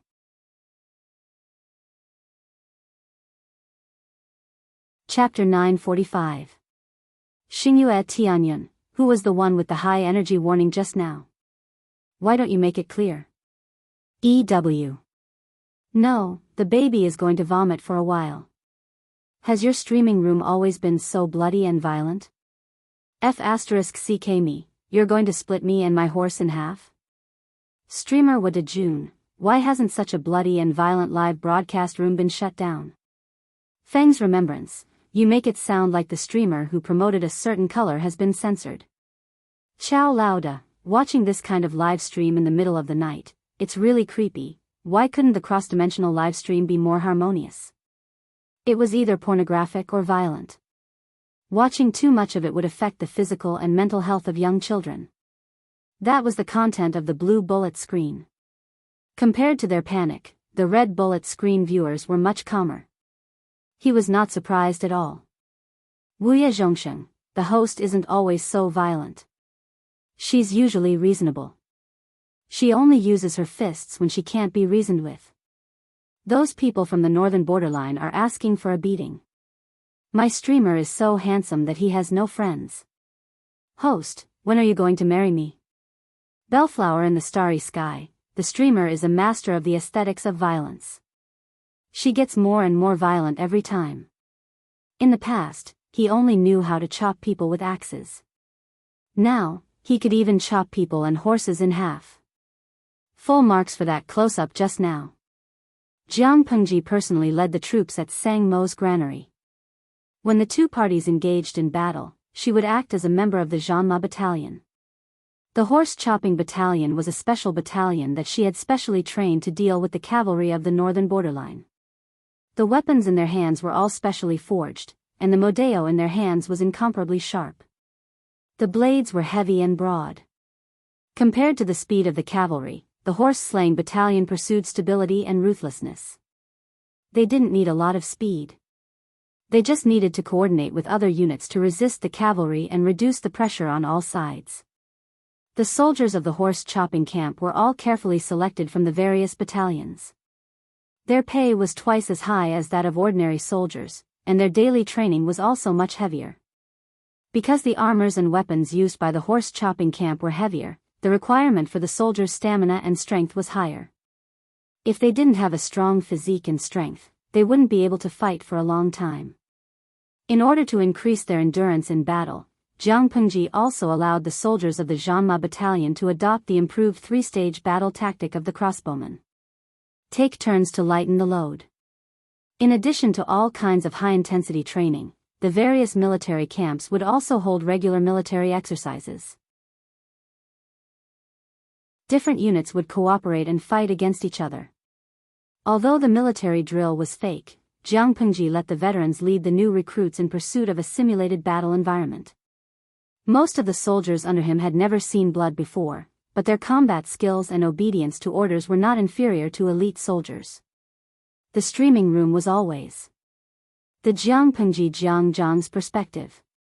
She, who had always walked the agile route, gave up on speed, and changed the weapon in her hand from a spear to a heavy zamadeo. With every swing of the blade, the audience could clearly see the entire process of the blade slicing through flesh. She did not deliberately restrain her strength. The heavy zamadeo in her hand was like nothing. Chopping. War. Jiang. Blood, blood. Blood. The audience of the stream. The Tian. The king. The king. Who. The Taiwith, the horse. The audience in the streaming room saw with their own eyes that Jianghu swung her sword downwards. Like watching a watermelon, she split open the body of a soldier from the northern borderline's head. She also cut the warhorse under him into two at the waist. Jianghu. The king. The king. The king. The king. Most of the northern borderline cavalry was light cavalry. They followed the rogue policy of running away if they couldn't win. They had always been a headache for the Dongqing military. However, they were blocked by the wagon they brought. Jianghu. The Jianghu battalion formed a curved formation to block their way. She surrounded them. She planned to wipe out the enemy. How could she let the meat fly away? Compared to Sang Mo and Lijiang, Chao Wu's granary was a rat's paradise. What kind of soldiers are Lu Shi's? The soldiers of the Central Plains are all useless. None of them can fight. The second prince broke through the defense of Chao Wu's granary. The defense of the camp was weak. They fought in a hurry. Soon, they were defeated and ran in all directions. The second prince looked at Chao Wu's granary. He was proud of himself. Don't chase. Move the food. The second prince cut off the heads of the corpses. He tied their hair into knots and hung them on the saddle. These were his spoils of war. They were strong evidence of his military strength. He broke open the door of the granary. It was full of food. To be cautious, the second prince used the dagger at his waist to cut open a few bags of food. Clear yellow grains flowed out like water. Lu Shi is rich. It's all good food. After confirming it, the second prince ordered people to move the food. The advisor followed the second prince. He felt that something was wrong, but he couldn't tell what. After a while, he said, "Your Highness, there's so much food in Chao Wu's granary. Why didn't Lu Shi send a large number of soldiers to guard it?" The second prince said, "A large number of soldiers? Didn't you see those deserters? There are at least 5,000 or 6,000 of them, right? According to combat experience, the number of soldiers guarding the granary was about that." However, the advisor didn't know that there were only about 2,000 soldiers guarding the granary. The number of 5,000 or 6,000 was too much. The soldiers seemed disorderly, but they were actually prepared to flee. They ran in other directions. After several trips, it gave the illusion that there were 5,000 or 6,000 deserters. This. I heard that Lu Shi trained his soldiers for 3 or 5 years. His elite soldiers are like this. The advisor awkwardly found a way out for himself to avoid angering the second prince again. The second prince laughed and said, "Sheep are sheep. No matter how they train, how can they beat the wolves on the grassland?" The Han men of the Central Plains gave him the impression that they were weak bamboo poles that could be blown away by the wind. Such men couldn't even satisfy the Han women, let alone fight the valiant generals of the northern borderline. The entire granary of Chao Wu had a total of 1.4 million dawn of grain. Even if the second prince brought 12,000 soldiers and horses, they couldn't load all of them into the supply wagons in a short time. Moreover, they did not bring that many wagons with them. If I had known that there was so much grain here and that the soldiers guarding the grain were so weak, I would have brought 10 more wagons. In order not to waste food, every wagon was filled with grain. The wheels were deeply embedded in the mud. Not only were the wagons full of grain, but he also asked each cavalry to carry 2 bags of grain on their backs. Seeing this, the advisor's scalp went numb. The cavalry's advantage was their mobility. How could they run if they encountered danger with the heavy bags of grain on their backs? "Your Highness, this is not appropriate."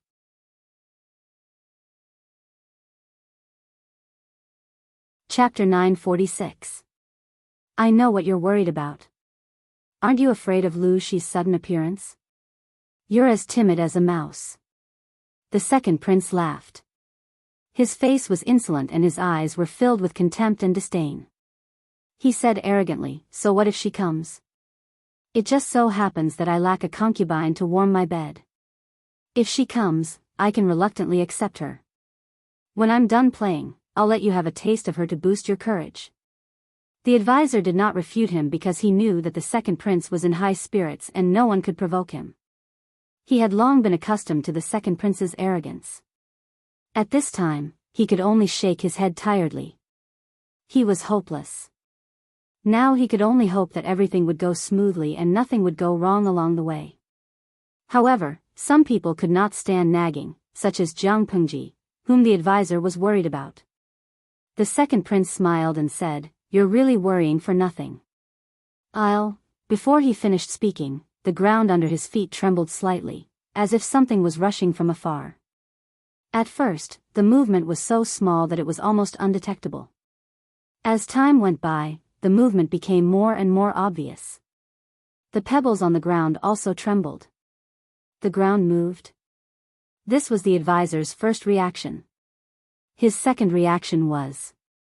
His heart skipped a beat and a terrible idea came to mind. Quickly abandon all the provisions. There's an enemy attack, the advisor roared. The second prince was about to turn over and get on the horse when he suddenly heard the roar. He stumbled and almost fell off the horse. What are you roaring for? Where did the enemy attack come from? The second prince's reaction was a beat slower. The trembling under his feet became more and more obvious. Only then did he realize that something was wrong. Is this an earthquake? The second prince did not think in the direction of the enemy attack at all. He thought that it was a natural disaster. No. It's not an earthquake. It's clearly an enemy attack. Your Highness, please give the order immediately to abandon the provisions and fight. The advisor's breathing was rapid and he was in a panic. It was dark around him as if there were countless giant beasts hibernating in the darkness and staring at him. A feeling of suffocation surged in his heart. The advisor lost his composure and shouted at the second prince, hoping to drown out the commotion around him. The second prince was angry and was about to speak when a scout came riding quickly on a horse. Whoa! The scout turned over and dismounted. He said to the second prince, "There are traces of enemies on the left flank." Unable to determine the specific number, the second prince's eyes widened in shock. How could there be enemies? Could it be that the granary guard who just ran away called for help? That's not right. Chao Wu's granary is 2 days' journey from Lu Shi's military camp. It's only been a few hours. How can he call for reinforcements in time? When the advisor saw that the second prince was still staring at him, he was so angry that he wanted to jump up and curse. Was there even a need to think about such a stupid question? It was clearly premeditated. At this time, the right-wing scout also hurried over on horseback. Report. Our right wing has discovered an unknown number of enemies. The second prince had led his troops to clear out small tribes, but his combat experience was of no value at all. He was dumbfounded when he encountered a big scene. Quickly, abandon the rations and prepare for battle. The advisor was so angry that his face turned red. Now he could not count on the second prince as a teammate at all. He could only rely on him to overstep his authority. The advantage of the cavalry of the northern borderline was their mobility. How could they fight a battle with 2 big sacks of provisions on their backs? Once the horse was engaged in battle with the enemy, it would not be able to gallop. It could only coordinate with the enemy's attacks or trample on them. The advantage of speed would disappear. At this time, if they carried 2 heavy sacks of provisions to fight a battle, perhaps the soldiers on the horses would not die of exhaustion, but the horses would collapse. The second prince's eyes were red. He stared at the advisor and clenched his teeth. Listen to my order. Abandon the rations and form a formation to fight. They had brought too many wagons that were used to steal provisions. They could not form a formation at all. The advantage of charging to cut through the enemy's formation was also lost. Everything happened too suddenly. The second prince, the leader, was a fool. The people below him could only be at a loss like headless flies. Fortunately, they still had the qualities of the soldiers of the northern borderline. When they encountered traces of the enemy, they wanted to form a formation immediately. Due to the obstruction of the wagons, the process seemed slow and inefficient. While they were in a mess, the enemy's army had already attacked from the left and right flanks, outflanking them. Jianghu led the vanguard battalion of the cavalry and took the lead. She took the longbow from the back of the horse and lit the arrow. She let go of the reins while charging and easily pulled the bow to a full moon. Release. Jianghu released the bowstring when she was less than 100 feet away from the enemy troops of the northern borderline. After a buzzing sound, the burning arrow streaked across the sky with a smear of orange and shot into the enemy's territory. After the arrow was fired, she took control of the reins again. She steered the warhorse under her to turn quickly to the other side. The soldiers of the cavalry battalion could not shoot from a long distance like her, but they did a good job. Han Mei really has a tacit understanding. He came neither early nor late. As the saying goes, it is better to come at the right time than to come early. Li Yun's sneak attack was coordinated perfectly. Jianghu had a carefree smile on her face. She galloped on the horse and shot a few waves of fire arrows, all aimed at the cavalry of the northern borderline. Jinsher Minguzi, streamer, the rations are all piled up there. If you fire the fire arrows, won't they all burn? They knew Jianghu's temperament. She was generous to others, but she was stingy with her own food. Every time she ate, she always ate the last grain of rice. To let such a thrifty person set fire to the food that the people had painstakingly cultivated was really heart-wrenching. Pian Kasai, if you don't sacrifice your child, you won't be able to catch the wolf. Using such a batch of rations to exchange for tens of thousands of soldiers and horses from the northern borderline is a great deal. If the cavalry of the northern borderline were to enter the battlefield, not only would the streamer lose rations, but she would also lose many elite troops that she had painstakingly trained. Moreover, didn't you notice that after the fire arrows were fired, the fire quickly grew bigger? After being reminded by the audience in the streaming room, many people came to their senses. That's right, the fire was too big. Although it was a dry and flammable season, it shouldn't have caught fire so easily, right?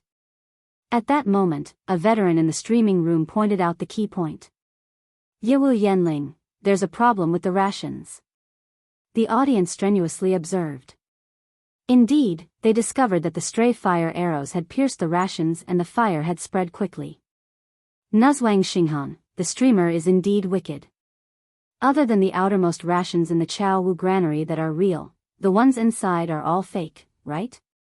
No matter how vigilant the enemy is, it is impossible for them to open up all the rations and check them. Just as the audience guessed, Jiang Pengji only put tens of thousands of dawn of real rations in the Jianghu granary, the rest were all fake. Xinjia, but I have a doubt. If it's fake rations, won't the grain bag feel different when touched? How could Jiang Pengji not consider this problem? She asked someone to smear the inside of the grain bag with a sticky liquid, then rolled it in the rations and stuck a layer of rations on it.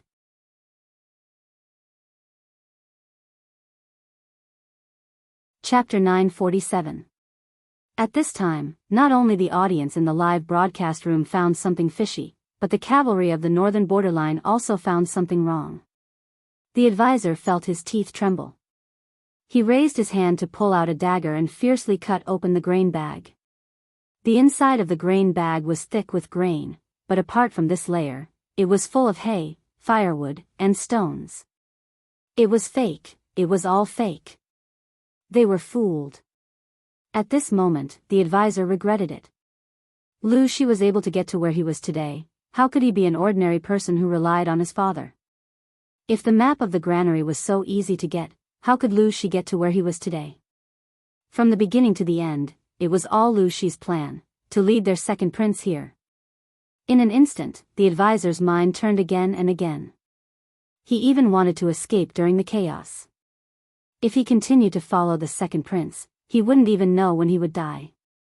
But the advisor also knew that he was just a scholar. Without the protection of the soldiers, he might be shot into a hornet's nest as soon as he went out. On the other side, the advisor was experiencing mental torture, and the second prince was not in a good situation either. He had never experienced such a big battle before. When he conquered a small tribe, it seemed that he was the one in command, but in fact, it was the same without him. It was just a small tribe. How could they fight against the iron hooves of the northern borderline? The victory of the small tribe made the second prince arrogant, and he had no idea of his real ability. He thought that if others praised him for being brave and good at fighting, he would really be brave and good at fighting. He didn't know that if he was not the second prince of the northern borderline king, he was not even a fart. At most, he was an arrogant bastard. Don't panic, I will kill anyone who dares to panic. Get into formation, get into formation, get into formation, do you hear me, damn, who dares to escape? No matter how stupid he was, he knew how bad the situation was. The fire spread, and the war horse was frightened and kept running around. It took the second prince a lot of effort to calm it down. The soldiers around him were in a mess, like headless flies. He was angry and pulled out his sword to cut off the head of the person next to him, relying on bloody means to win a trace of calmness. Needless to say, this trick really worked, and the formation of the northern borderline soldiers finally had some shape. The advisor hurriedly said, "Your Highness, the most important thing right now is your safety." His words reminded the second prince of something. Nothing was more important than his life. Round after round of fire arrows were fired from the outside. It was as if Lu Shi's soldiers were surrounding them from all directions. It was impossible to find a way out. If the cavalry wanted to charge out of the sea of fire, Lu Shi's soldiers would stop them and force them back. The second prince grabbed his advisor's wrist in a panic. How do we break out? The advisor said, naturally, we'll gather our forces and break through from the weakest point. How could he ask such a stupid question? This teammate was too much of a scammer. The second prince took a few deep breaths and summoned his personal guards to prepare to break out of the encirclement. Although he had 12,000 soldiers with him, most of them were cavalry.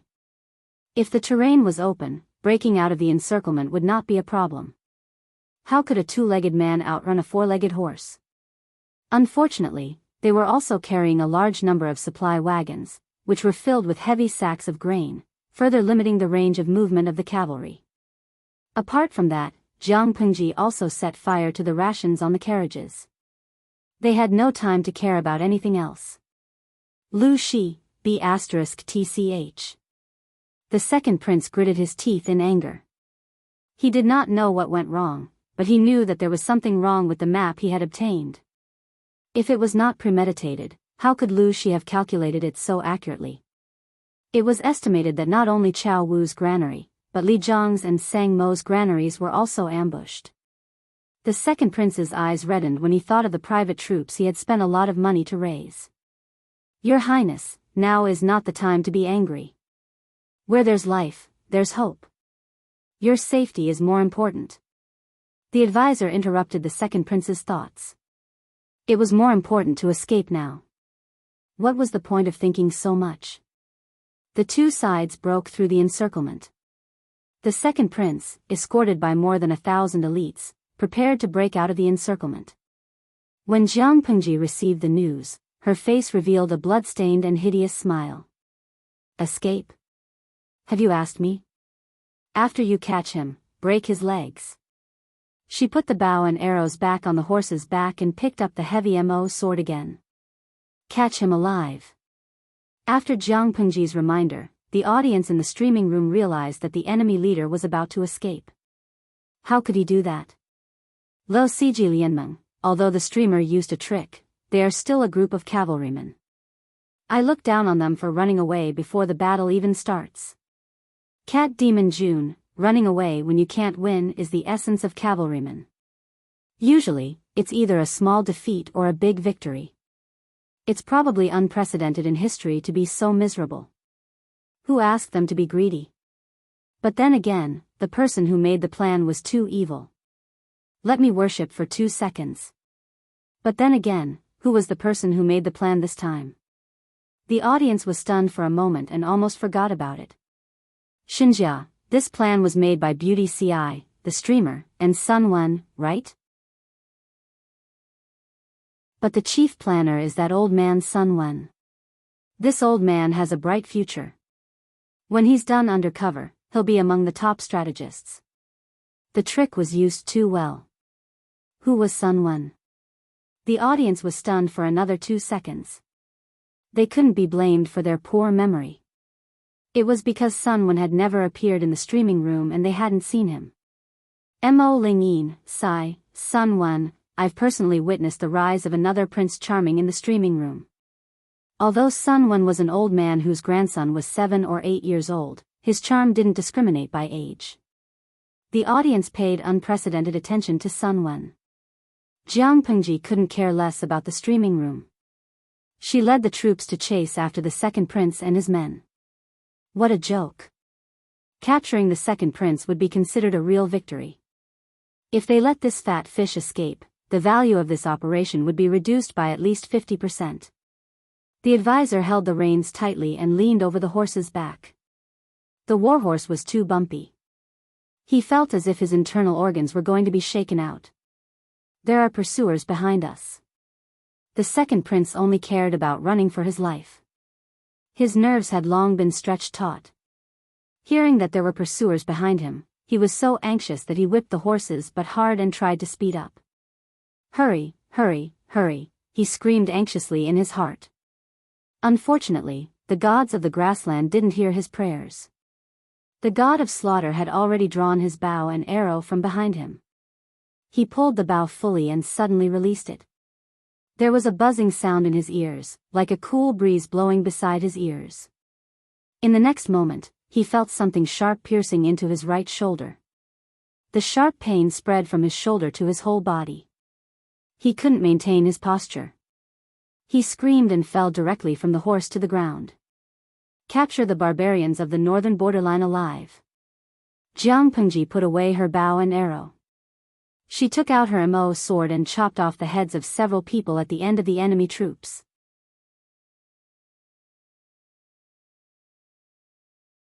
Chapter 948. Ah! A loud and tragic cry sounded. The second prince's shoulder was pierced by Jianghu's arrow. The intense pain and the residual force of the arrow forced him to lose his balance and fall off the horse. His horse sprinted forward for a long distance due to inertia. Fortunately, the second prince was lucky. He was not trampled by the horse's hooves and caused a second injury, but he was dizzy from the fall. The advisor, who was holding the reins, heard the movement and looked back from the horse's back. The second prince had fallen off the horse. The pursuers behind him were quickly closing the distance. Now there were only two options in front of him. Either he turned around and went back to save the second prince, or he continued to run. Escape was the best strategy of the 36 stratagems. These two options went through the advisor's mind. He chose the former without hesitation. It was not because he was loyal, but because he knew that this was a battlefield and Jianghu's territory. If he chose the latter and ran away alone, there was a 99% chance that he would be caught by Lu Shi's troops who were cleaning up the battlefield. The probability of his death was extremely high. Even if he was lucky enough to escape, there was no way for him to return to the northern borderline safely. Even if he returned to the northern borderline, he would definitely die. He could not afford to lose a prince of the northern borderline. On the contrary, if he turned back at this time, there was a high chance that he would become a captive. He would lose his freedom, but his life would be guaranteed. If he was lucky, he might have a chance to be recruited. He could take advantage of the situation and jump onto Lu Shi's ship. It was a way out. In a split second, the advisor had thought through everything and even arranged a seemingly perfect escape route for himself. Second prince, come and save his highness. The advisor turned his horse around. When he arrived, several soldiers of the northern borderline had already carried the unconscious second prince onto the back of the horse. However, they could not stop the enemies who were approaching quickly from behind. Not to mention the ruthless killer. You send the second prince away first. I will stay with the others to delay them. The advisor secretly gritted his teeth and made a decision. It seemed that he was making a righteous decision, but in fact, he was playing a petty trick. The enemy's hatred was always on the second prince. Even if they stayed to delay them, the enemy would split up to chase after them. The personal guard did not say much. He raised his hand and whipped the horse. The horses neighed in pain and galloped madly. In less than 2 breaths, the enemies at the very front had arrived. My life is over. The advisor chose to hide behind the soldiers to preserve his life as much as possible. Jianghu rushed and killed several people along the way. She had the imposing manner of killing anyone who stood in her way and killing anyone who stood in her way. The advisor's heart was about to burst from fear. Kill anyone who dares to resist. The rest of you, follow me. She said that she would break his legs if she caught him, and she meant it. Jianghu did not stop at all. She rode on her horse and killed from left to right. The warhorse under her raised its hooves and stomped on the ground. Soon, the cavalrymen who were left behind were killed and their horses were thrown off their feet. Jianghu chased after the second prince. The cavalry of the northern borderline tried to stop them, but the cavalry vanguard battalion led by Jianghu was not to be trifled with. Jianghu's night vision was excellent. Others might only be able to see a blurry silhouette, but she could see it clearly. Jianghu aimed at the second prince, who was carried by the guards of the northern borderline, and pulled out another arrow. Zhao Yue, ha ha ha, I feel sorry for the second prince. If his subordinates did not drag him away, he would only have to suffer once. Jiang Pengji once again demonstrated her superb archery skills. With one arrow, she shot through the second prince and the guards who were carrying him. If she did not want to capture him alive, the arrow would have been aimed at their vital parts. Yuran Mashangsing, Tisk, TSK. The warhorse is not much shorter than an adult. He was shot by 2 arrows and fell off the warhorse twice. How unlucky must he be to be able to do that? From what I see, even if the streamer showed mercy, the second prince will still become silly from the fall. Zizhu Lin Shuxian, pft, the person above, you are wrong. Why would the second prince need to fall silly? His IQ and brain are not that great, right? After falling, maybe he did not become silly. Instead, he became smarter. After all, he could not be any more silly. Su Shuoei, the streamer's archery skills are so amazing that I have no friends. Can you guys make it? When I saw the dazzling arrow she shot in the live streaming room, it did not feel like it fell on the husky prince. It clearly hit the baby's heart, his whole body. Li Wushuang, the husky prince flips the table. Do you think I don't care about my reputation?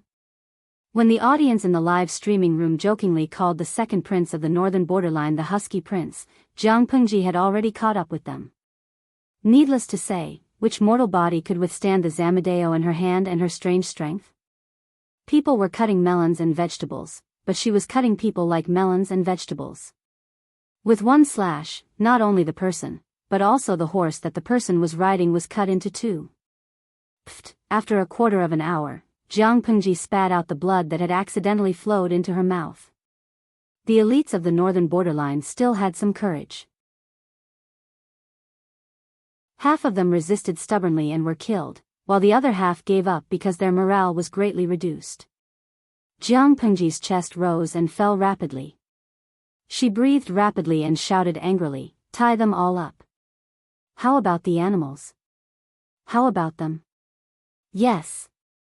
The subordinate obeyed the order. Jiang Pengji threw the Zamadeo in her hand to the side and asked, "Where is the fat fish?" Jiang Pengji could use such a contemptuous term as fat fish to humiliate her opponent, but the vanguard battalion under her did not dare to say the same. The enemy's general has been captured. 2 soldiers dragged the second prince, who had been shot twice and had fainted. Accompanying him was the advisor, who was in a sorry state. The advisor was dressed like a scholar. At a glance, it was obvious that he was a scholar who engaged in intellectual activities. The soldiers were not too rough with him. Jiang Pengji snorted coldly and said, "Wake him up." The advisor's shoulders were held by someone and he could not move. He secretly glanced at Jiang Pengji, but his vision was dim. She was covered in blood from head to toe, and he could not knock her out. Although he could not see it, he could feel the terrifying aura that lingered around her. Even the king of the northern borderline did not have such an aura. When the soldiers came forward with a torch, the advisor tried his best to blink and stretch his neck to look at Jiang Pengji. Suddenly, Jiang Pengji turned her head and glared at him. Her eyes were full of intimidation. The advisor was so scared that he retracted his neck, lowered his head, and shrunk his shoulders. He did not dare to make a sound. On the other side, the soldiers followed Jiang Pengji's instructions and forcefully woke the second prince up. When he woke up, he was surrounded by a circle of people. These people were dressed very strangely, and the leader looked at him coldly as if he was looking at a dead man. The second prince suddenly shivered. He accidentally injured 2 arrow wounds. The pain made him want to faint. "I said," Jiang Pengji panted heavily and took 2 steps forward to the side of the second prince.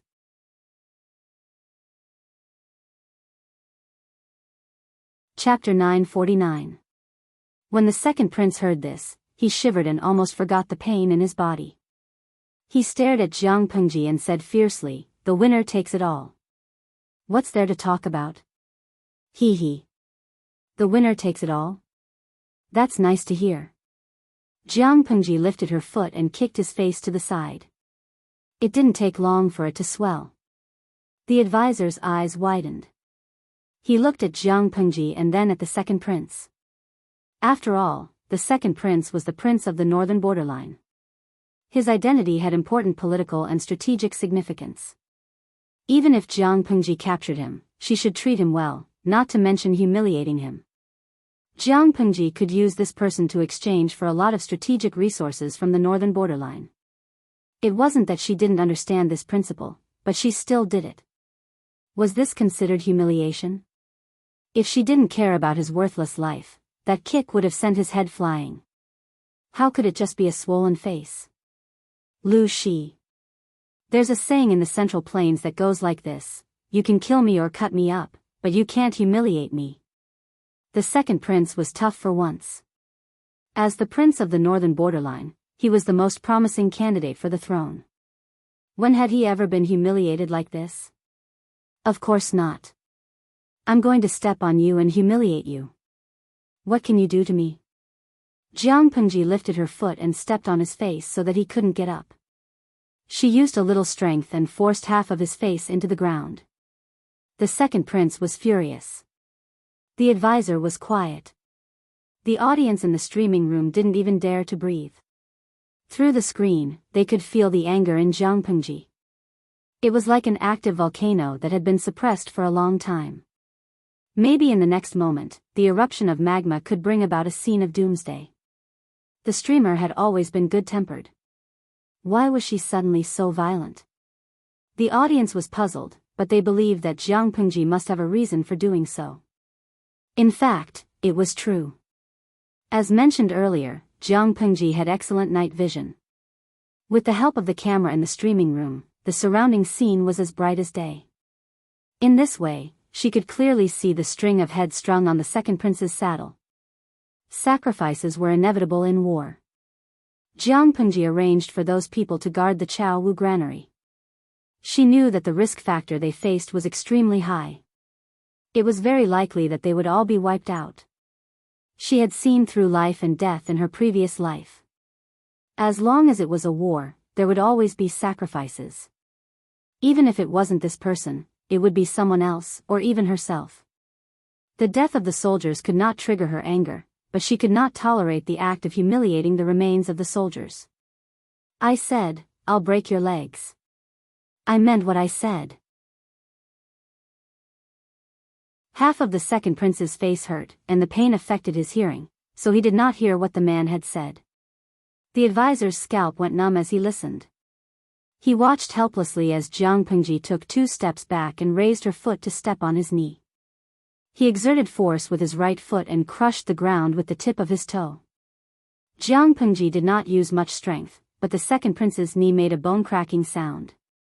The second prince was in so much pain that his entire body was convulsing, and he screamed incessantly.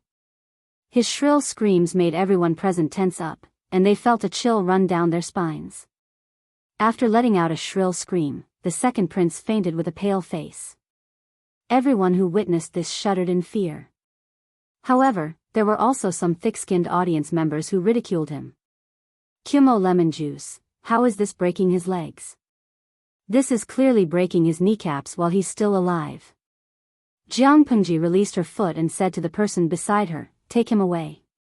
Send someone to take good care of his wounds. Don't let him die. The advisor heaved a long sigh of relief when he heard this. It seemed that Lu Shi was ruthless, but she was still rational. Little did he know that Jiang Pengji did not kill him on the spot because she wanted him to die more miserably. My lord, Li Yun led a group of soldiers and horses to catch up. He was slightly injured, but his face was still rosy and he was in high spirits. The person has been caught. Clean up the battlefield, Jiang Pengji said coldly. Rest and reorganize. The army will set off tomorrow morning. Li Yun said, this general obeys. I hope Shengtu's side does not disappoint. She was a little irritable. If Fu Wang failed to take down the 3 cities, or if the losses from taking down the 3 cities exceeded expectations, she would be furious. Li Yun said calmly, my lord, please rest assured. General Fu will definitely bring you good news. No matter what, Fu Wang was once the #1 general under the Mengs. Taking down cities was not a problem. Oh, I hope so. If Fu Wang could not take down the 3 empty cities where most of his troops had been transferred, he would not live up to his reputation. The advisor had not been taken away yet. He faintly heard the conversation between Jiang Pengji and Li Yun. His heart skipped a beat. He suddenly remembered that the second prince had rushed over to steal the grain and transferred away most of the garrison. Without sufficient garrison, how could the 3 cities of Jianghu resist Lu Shi's well-prepared army? Lu Shi had taken down the 3 cities as easily as taking something out of his pocket. Thinking of this, the advisor regretted it so much that his intestines turned green. From the moment the second prince obtained the distribution map of the granaries to the current defeat, it was clearly a meticulous scheme by the other party. On the other hand, Fu Wang's performance did not disappoint his illustrious reputation. His fighting spirit was high. Within 2 days, he had taken down the 3 cities consecutively. He was invincible. Without spending much effort, he had taken back the 3 cities that the people of Dongqing had yearned for a long time. A flag with the word Lu was raised on the city walls. When Jiang Pengji arrived, Fu Wang was sending people to clean up the battlefield and retrieve the corpses of the sacrificed soldiers. "Greetings, my lord. Fortunately, I did not fail you." Strictly speaking, this was Fu Wang's first battle after joining Jiang Pengji's camp. If Fu Wang's performance was not outstanding enough, it would more or less affect his prestige in the army. "Thank you for your hard work." Jiang Pengji stood on the city walls and looked into the distance. Her lips curled into a bloodthirsty smile. The 3 cities of Jianghu were located at the border between the northern borderline and Dongqing. Their city walls were tall, wide, thick, and hard. It was like a natural moat guarding the area. The 3 cities were built along the mountain range and relied on the natural barrier. Past this mountain range was the territory of the northern borderline. The northern borderline occupied the 3 cities.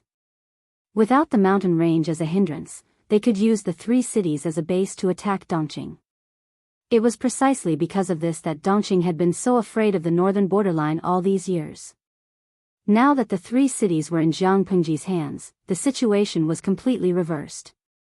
Sun Wen had once fooled the 4th prince by saying that the construction of the 3 cities would slow down Jiang Pengji's progress in the north. There was nothing wrong with this sentence. The mistake was that Jiang Pengji had no intention of rebuilding the 3 cities. She was already preparing to attack the northern borderline. The 3 cities of Jianghu were the center of the war. Was there any point in developing this place? From the beginning, Jiang Pengji had planned to build the 3 cities of Jianghu into strategic military locations. She would use them as a springboard to attack the northern borderline. The basic construction of the 3 cities of Jianghu was still there. With a little modification, they could be put into use to defend against strong enemies. Jiang Pengji said to Fu Wang, "Increase the number of troops to guard the 3 cities." The border guards of the northern borderline should have reacted by now. However, even if they reacted, it would be too late.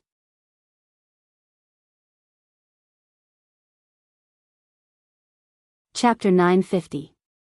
The second prince was afraid that others would find out about his plan to steal the grain and steal his credit, so he guarded against others like a thief. He volunteered to guard the 3 cities of Jianghu, and found an excuse to dismiss the former garrison general. Because of this, the border guards of Northern Territory hadn't received any news about Fu Wang conquering the 3 cities of Jianghu. By the time they received the news, Jiang Pengji and Li Yun had already brought reinforcements to reinforce the 3 cities of Jianghu. Relying on the sturdiness of the city walls and a large number of defensive weapons, they defended the 3 cities with all their might. The soldiers of the northern borderline did not have enough logistical reserves. If the 2 sides confronted each other, the northern borderline would definitely give in and retreat. Jiang Pengji looked at the densely packed enemy troops below the city walls. Her ears were filled with their curses and vulgarities. "Your Highness, why don't you let me lead the troops to face the enemy and teach them a lesson?" "Han Mei, stay calm." Qiguan Rang glanced at his lord's cold face and tugged at Li Yun's armor in a low voice to prevent this fellow from acting on impulse. "Counselor, how can we endure this? These northern borderline barbarians are scolding." Li Yun swallowed the rest of his words, but his expression was still filled with rage. "The Lord has her own decisions. Do you think she likes to suffer losses? Qiguan Rang advised in a low voice. Why are the people outside cursing her so harshly? Isn't it just to provoke us into sending troops to meet the enemy? It won't do us any good to send troops now. As the 3 cities of Jianghu had just been conquered, most of the people living in these cities were people who were close to the northern region. If they take advantage of the time we are facing the enemy and secretly attack us from the inside, we might lose the 3 cities that we have plotted with great difficulty. Let them shout and curse. They won't be able to hold on for more than a few days and will withdraw on their own. Li Yun was no longer the youngster from before. Of course, he could see the battle situation clearly. However, listen to the content of the curses outside. Insulting them for being cowards was one thing. This kind of insignificant scolding was nothing. Flirting with their lord, making all kinds of dirty jokes and dirty words, and even bringing in the lord's maternal relatives. This was too despicable. If we allow them to continue insulting us, where will our lord's dignity be? Li Yun was so angry that his eyes widened. His knuckles turned white as he gripped his weapon tightly. Even the good-tempered little angel couldn't stand it anymore. The person these people from the northern borderline were insulting was their lord. Even if it was just verbal obscenities, if word got out, what would happen to the lord's reputation? Everyone understands this, but if the lord doesn't say anything, what can we do? Qiguan Rang gripped the handle of his fan tightly. He looked calm and composed, but his anxious action of fanning revealed his true emotions. Qiguan Rang and the others were not the only ones who could not take it anymore. The viewers in the live streaming room were also anxious. They wanted nothing more than to rush into the screen and argue with the soldiers of the northern borderline. Holy sh*T, was their family's little princess someone anyone could insult? Believe it or not, they will use Hua Nation's language to scold these bastards of the Beijiang to death. When it came to the essence of scolding people, how could these uncivilized barbarians of the northern borderline be their opponents? Lo Ciji Lianmeng, streamer, they're cursing so harshly. It's not like you to continue tolerating it. What kind of anchors should they know? There was nothing to lose. They had to admit that they understood Jiang Pengji quite well. What's the rush? I'm the one being scolded, but I'm not worried at all. Jiang Pengji smiled and comforted Li Yun. Her mental fortitude was far stronger than everyone imagined. It was just verbal abuse, it was not enough to make her lose her mind. To deal with such despicable people, we can only use more despicable methods. But shrews scolding each other is bad for manners, we can't do that. She muttered to Fu Wang, who was standing silently by the side. Zhengtu, I have something for you to do. Fu Wang's heart skipped a beat. He moved forward to listen to Jiang Pengji's instructions and sighed with emotion. They were indeed despicable.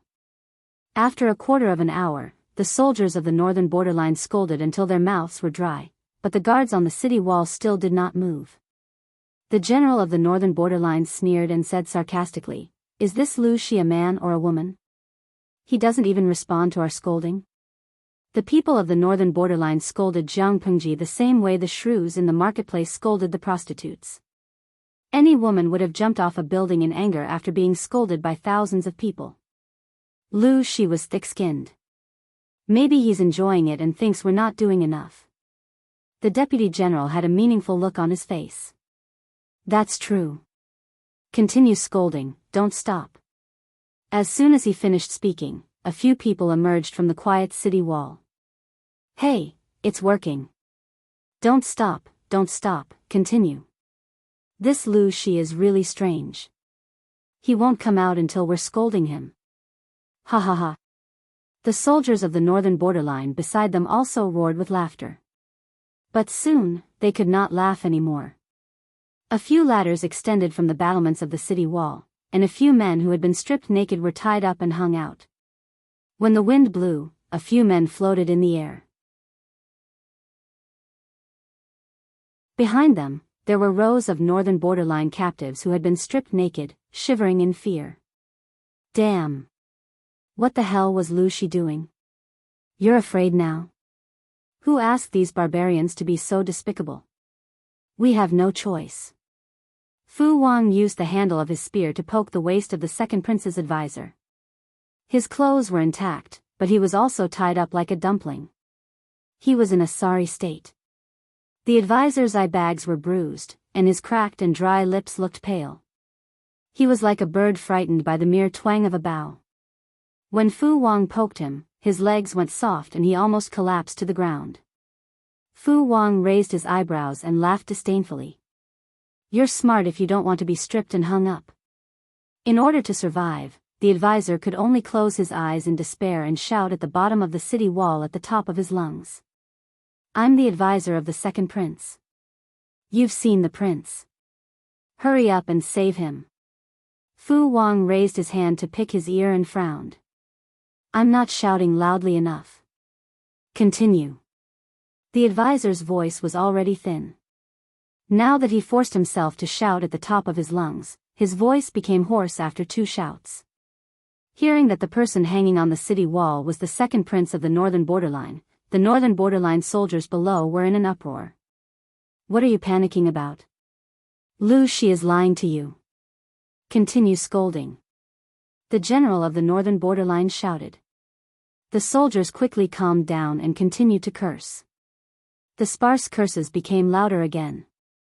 Fu Wang, who was on the city wall, smiled as he knocked his bow and shot an arrow, breaking a hemp rope. The person hanging on the hemp rope screamed and fell down, turning into a pool of flesh. Hang him up, Fu Wang ordered coldly. The soldiers behind him tied up the naked northern borderline soldiers and hung them up the ladder that extended out of the wall back to the previous position.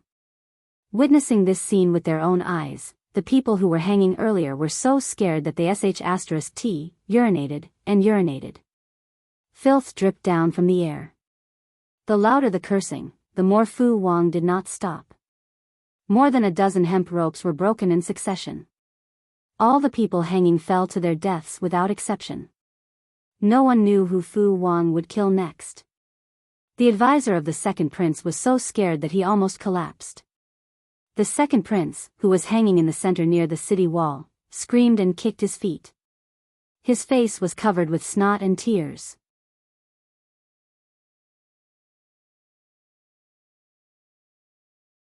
Chapter 951.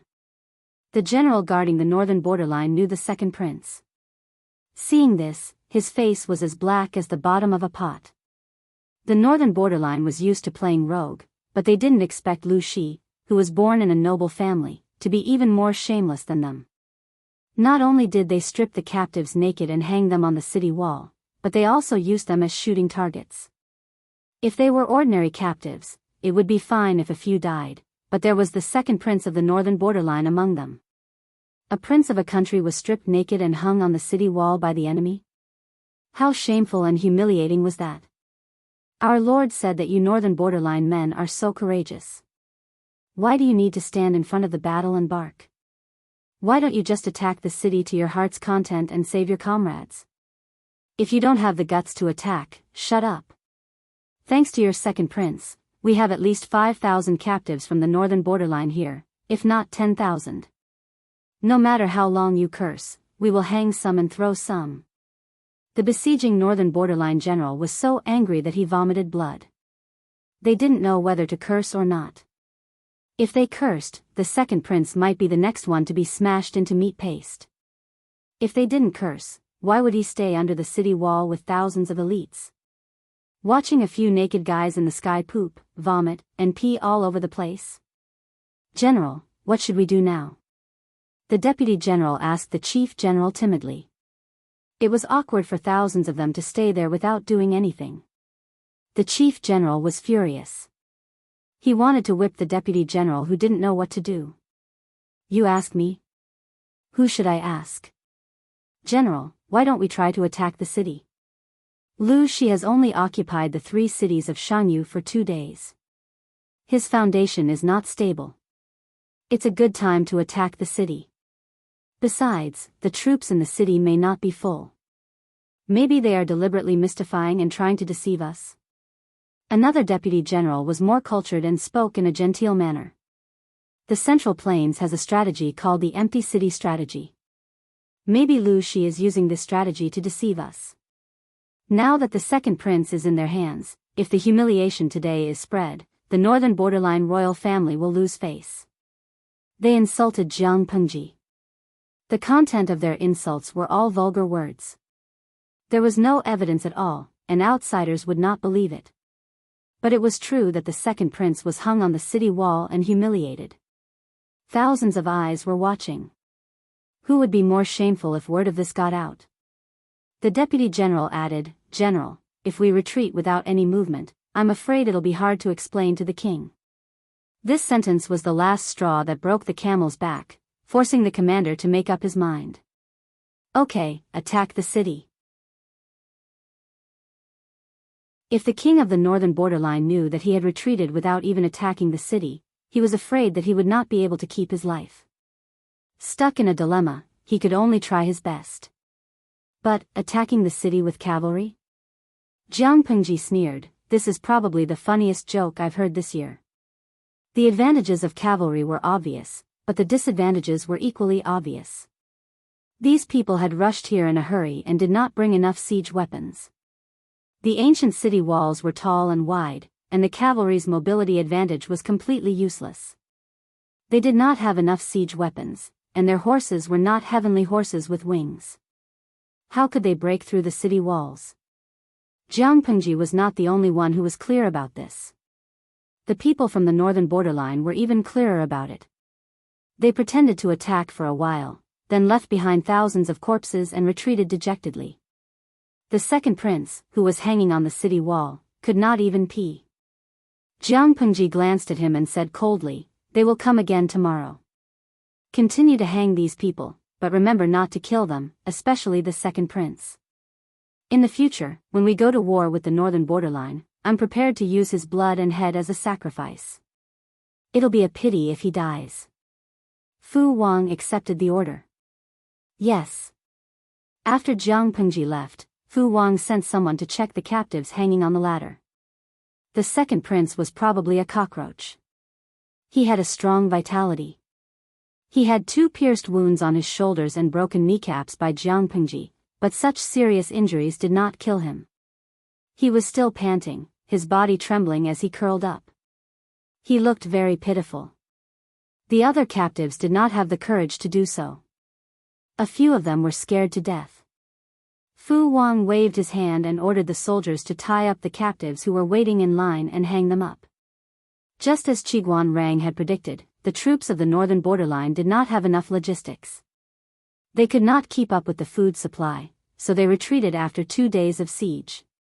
As they retreated, the news that the 3 cities of Jianghu had been reclaimed spread. The people in the north and south had different feelings.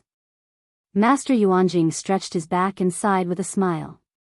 If they don't fly for 3 years, they will grow wings. If they don't fly, they will not sing. If they don't fly, they will soar to the sky. If they don't sing, they will shock the world.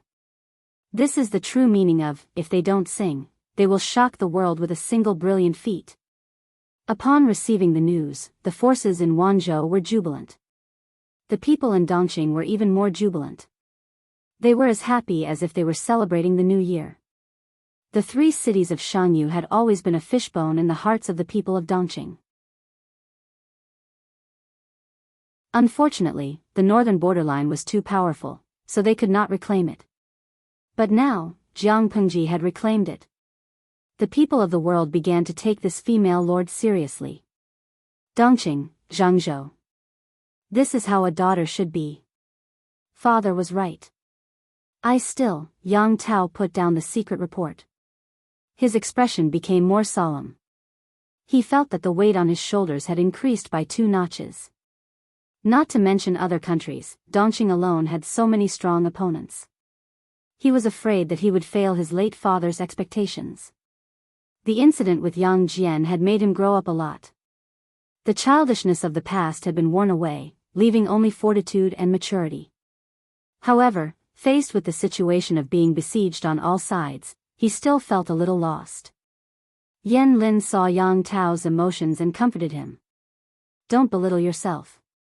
Zhengze is not bad either. Yes, companions are the best. Dongqing, Haozhou. Ha ha ha ha. I knew it. Lanting is indeed a rare, stalwart man in the world. Madam.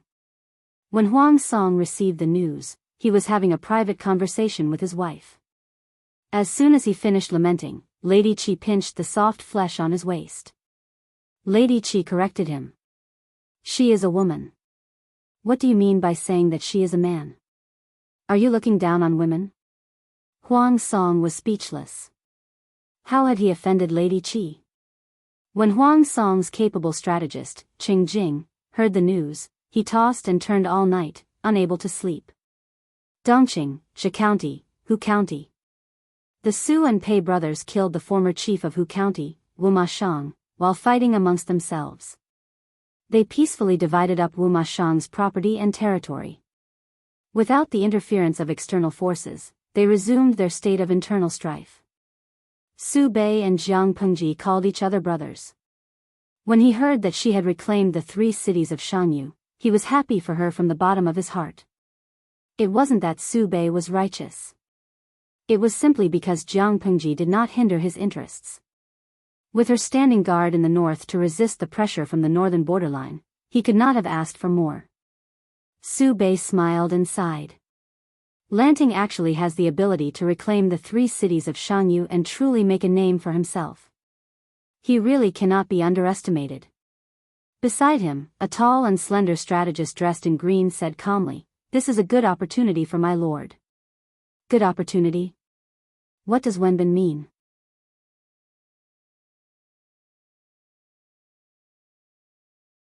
Chapter 952. Forming an alliance and borrowing power? Su Bei furrowed his brows in embarrassment. I'm afraid it's going to be difficult. She's already 19. She's a little old. Han Yu was startled. He looked at his lord's face and asked silently. Where is your brain going? What does forming an alliance have to do with someone's age? In the end, she was his lord.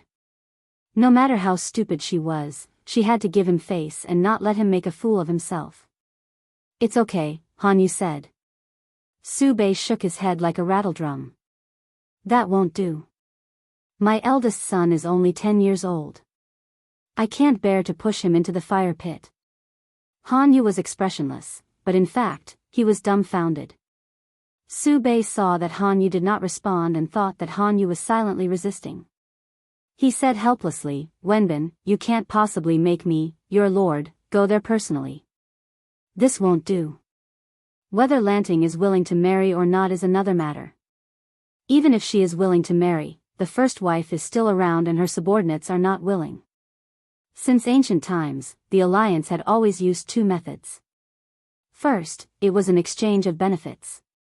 Second, it was a marriage alliance. Most of the time, these 2 situations would complement each other and coexist. Although their relationship by marriage wasn't strong, it was better than not having this relationship to make him feel at ease. After Han Yu recovered from the shock, he calmed down and said helplessly, I'm afraid my lord has misunderstood. I didn't mean that. This time, it was Su Bei's turn to feel awkward. But as a lord, which one of them was not thick-skinned? He quickly regained his composure, coughed twice, and asked calmly, Wenbin, tell us quickly, don't keep us in suspense. Han Yu said, my lord has a good relationship with Lu Shi. Why don't you send someone to prepare a batch of provisions and send her a generous gift to congratulate her for taking down the 3 cities of Shangyu? My lord, you don't have to be afraid.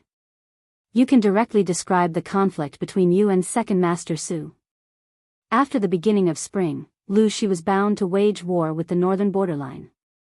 One could imagine how much pressure he would be under. We can't support her troops, but we can allocate some rations to her. The territory under Su Bei's rule was one of the few fertile lands in Dongqing. The food was plentiful and there was no need to worry about food and drink. They were not short of food. Although Jiang Pengji had been farming for many years, the war consumed too much food. Once there was a shortage of food, they could only tighten their belts and fight. The gift was just an excuse. The real purpose was to hint to Jiang Pengji that the two families should form an alliance. She supported Su Bei, and Su Bei gave her rations. Both parties took what they needed. Not only that, but Su Bei could also gain a good reputation. Supporting Jiang Pengji was equivalent to contributing to the resistance against the foreign tribes. He didn't need to pay a single soldier.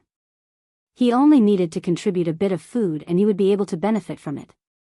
Su Bei thought about it and nodded in agreement to Han Yu's suggestion. Since that's the case, let's do as Wen Bin says. Su Bei was very annoyed with that cousin of his. Unfortunately, the other party was always opposing him. It was infuriating. In terms of seniority, no matter what, he was more qualified to be the successor of the Su family. However, that old undying grandfather of his doted on his youngest son and grandson, oppressing him, the eldest son of the first wife, in every way. Their battle was already out in the open, and Su Bei had nowhere to retreat. If he could borrow Lu Shi's power and influence to suppress Su Fei, Su Bei would be more than willing. Nanxing Nation, Jiangzhou. As the saying goes, nothing in this world is difficult for those who set their minds to it. And Shui's persistent pestering finally moved Lu Zheng's heart. The feeling of having a strategist and not having one was really different. When he didn't have a strategist, he had to rely on himself. His internal affairs were a mess, and he didn't have anyone to help him strategize. With the help of a strategist, the organization was reinvigorated, and everything was arranged properly. Lu Zheng was deeply moved by An Shui and came out of seclusion to assist him. In the first battle, he helped An Shui conquer half of Jiangzhou, stabilizing his foundation. Now that more than a year had passed, Lu Zheng had successfully won over the hearts of An Shui's subordinates and stabilized his position as the #1 strategist. It was a little embarrassing to say it, but there were no decent strategists under An Shui's command, except for Lu Zheng himself. "Teacher, are you still not asleep?" The boy's servant lit the lamp and added oil to it, making it easier for Lu Zheng to read. "Today's matter ends today. It's hard for me to sleep if I haven't finished it." Lu Zheng was dressed in plain pajamas with a large cloak draped over his shoulders. Half of his face flickered in the orange candlelight. The boy's servant sighed. If he had known that An Shui would be so tired, he wouldn't have persuaded his teacher to help An Shui. "What are you reading, teacher?" The boy's servant noticed that Lu Zheng had been looking at the secret report for a long time, not moving his eyes away. A secret letter from Dongqing. The lost 3 cities of Jianghu have returned. Teacher should be very pleased. Lu Zheng smiled. There was still green stubble on the side of his lips, and his eyes were bruised and swollen. He looked a few years older than his actual age. The boy's servant let out a short "ah" and asked, "Teacher, is what you said true?" Lu Zheng raised his hand and adjusted the cloak draped over his shoulders. "Of course it's true. Your teacher can't slack off either." Light another lamp. Although he said that he disliked An Shui, Lu Zheng had been secretly observing him. Seeing that the successive setbacks had slowly worn away An Shui's edges and arrogance, Lu Zheng reluctantly agreed to become an official. As soon as he became an official, he did everything he could to help An Shui find a peaceful place to live. Half of Jiangzhou. Next, it was time to move steadily and further expand his power. An Shui was good in every aspect, except for one thing that gave him a headache.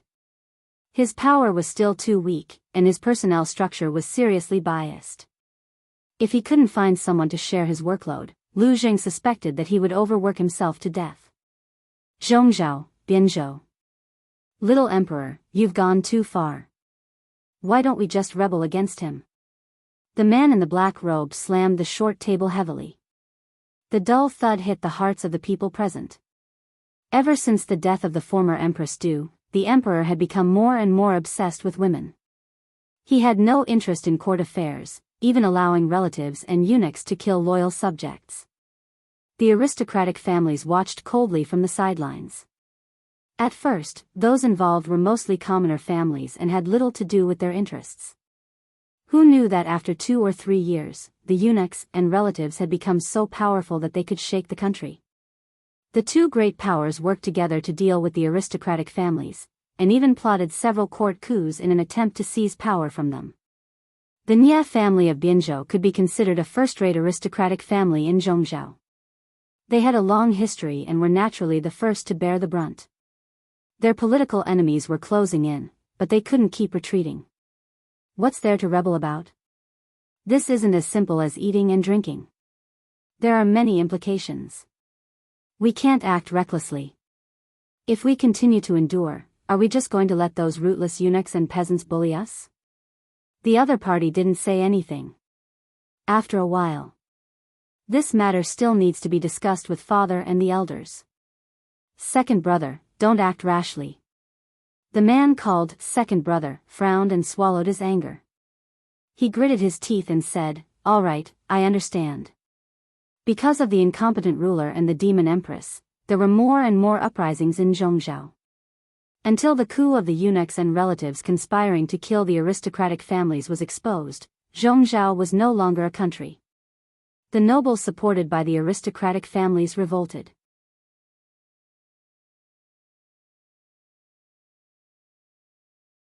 Chapter 953. The world situation was treacherous. Jianghu didn't have the time to care about other families' affairs. She focused on guarding her own territory. After forcing the northern borderline soldiers to retreat, she ordered Fu Wang to hang the second prince on the city wall for 8 hours every day. The second prince hung a wooden plate around his neck with the words, "Prince of the Northern Borderline," written on it. Anyone who passed by the city gate could see the content on the wooden plate. She used this method to retaliate for the humiliation the Northern Borderline inflicted on Dongqing and Jianghu. To prevent the second prince from freezing or dying of illness, Jianghu prepared a doctor with excellent medical skills and enough clothes to keep him warm. "Don't worry, I will let you live well until the day I go to war." She felt that she had the potential to be a vicious supporting female character. The second prince struggled and cursed her in a hoarse voice. "Lu Shi, how dare you treat me like this? When the Northern Borderline army arrives, you will die a horrible death." "I don't know if I will die a horrible death, but you will definitely die a horrible death. If you have the guts, bite your tongue and commit suicide." Looking at the second prince's frightened eyes, he was the living embodiment of a male protagonist who was bullied by a vicious supporting female character. Jianghu's heart was filled with malice. Bah! She couldn't be led astray by the streamer. For some reason, the streamer liked to pair up the scholars and generals under Jianghu. He even wrote a lot of flirtatious jokes. She was bored and watched to kill time. The more she watched, the worse it got. She felt like she was poisoned. Every time she saw Fu Wang, Li Yun, Qiguan Rang, or Feng Jun come closer, the jokes from the audience automatically appeared in her mind. The adults didn't escape. Even Feng Yi and Chengsheng, who were far away in Wanzhou, were not spared. However, Host V, don't make up stories about Zixiao. Do whatever you want.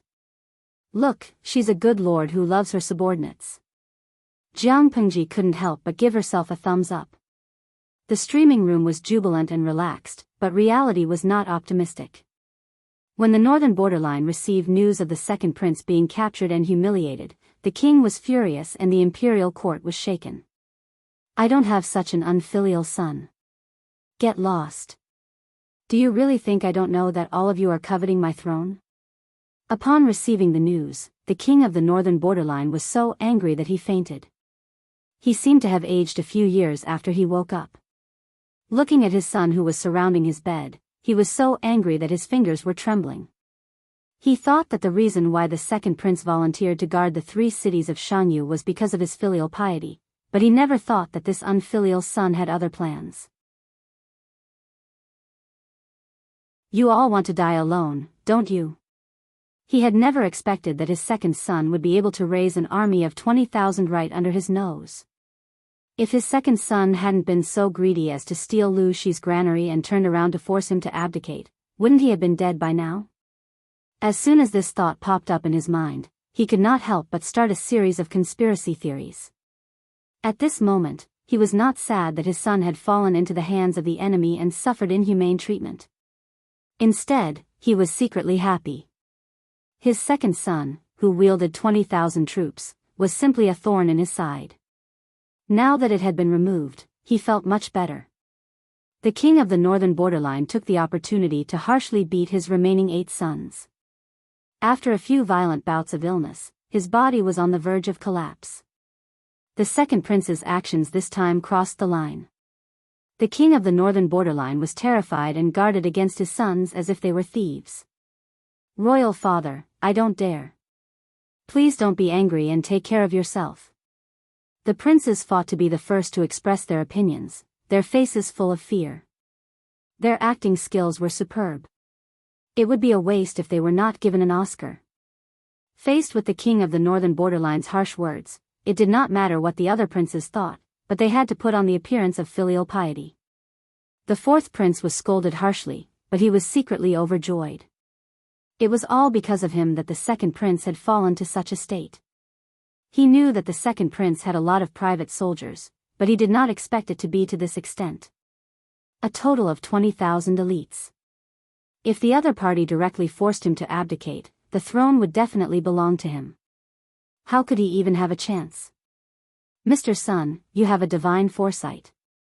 You have calculated every possibility. You are really the reincarnation of Prime Minister Huangfu." Prime Minister Huangfu of the Xia dynasty had destroyed the Jianghu tribe's ambition to rule the Central Plains. To them, Prime Minister Huangfu was the most intelligent person. The fourth prince compared Sun Wen to him, which showed how much he admired him. "Your Highness, you flatter me." Although he was speaking modestly, Sun Wen actually accepted the fourth prince's bow. The fourth prince said, "Sir, although the second prince has been eliminated, there are still others eyeing him. Sir, you have to help me." "Don't worry, Your Highness. I have a plan to eliminate the first prince." The fourth prince suddenly thought of the trick that Sun Wen asked him to do. He asked the first prince's men to kill the second prince's patrolling soldiers, which led to the second prince's radical attack on the granary. If they were to frame him, "Sir, you mean," Sun Wen said with a smile, "although they are the second prince's private soldiers, they are still the elites of the northern borderline. Now, they have been swallowed by Lu Shi without saying a word." Not only did it damage the northern borderline's reputation, but it also greatly damaged the morale of the northern borderline and weakened their armed forces. When the king's anger subsides, he will be distressed by the loss of 20,000. "Your Highness, why don't you choose a good time to mention this matter?" If the king knew that the first prince is an insider and has been secretly harming the other princes, I don't know how sad and disappointed he would be. The fourth prince's heart skipped a beat and a fierce look flashed across his eyes. "Sir, you are right. Without the second prince, there was still the first prince of noble birth. As long as the first prince was eliminated, it would be much easier to deal with the other brothers." Under Sun Wen's instigation, the princes of the northern borderline fought fiercely. A month later, the king of the northern borderline fainted from anger again. The first prince was stunned by the flying pot. Even if he opened his mouth wide, he could not defend himself. The king of the northern borderline was already on guard against his sons. He simply took the opportunity to cripple his eldest son. In just 2 months, his eldest son was crippled, and his second son was crippled by Jianghu. Before he could catch his breath, he appointed Wu Liba, the wise man of the northern borderline, as an envoy to Dongqing. It seemed like he wanted an explanation, but in fact, it was for an alliance and reconciliation. The current northern borderline could not withstand a large-scale war. He had to think of a way to scare Jianghu so that she would not dare to send troops to the northern borderline. As long as these 2 years passed and the northern borderline recovered a little, he could find Jianghu to settle this blood debt. He had crippled one of his sons and killed 20,000 of his elites. Lu Shi must pay with his blood. Wu Liba carried a heavy responsibility and planned to use his glib tongue to persuade Jianghu. "Oh, a gift from the magistrate of Liuzhou?" In order to regain the trust of the king of the northern borderline, Wu Liba took the initiative to undertake the heavy responsibility of being an envoy. Along the way, he made various assumptions and countermeasures.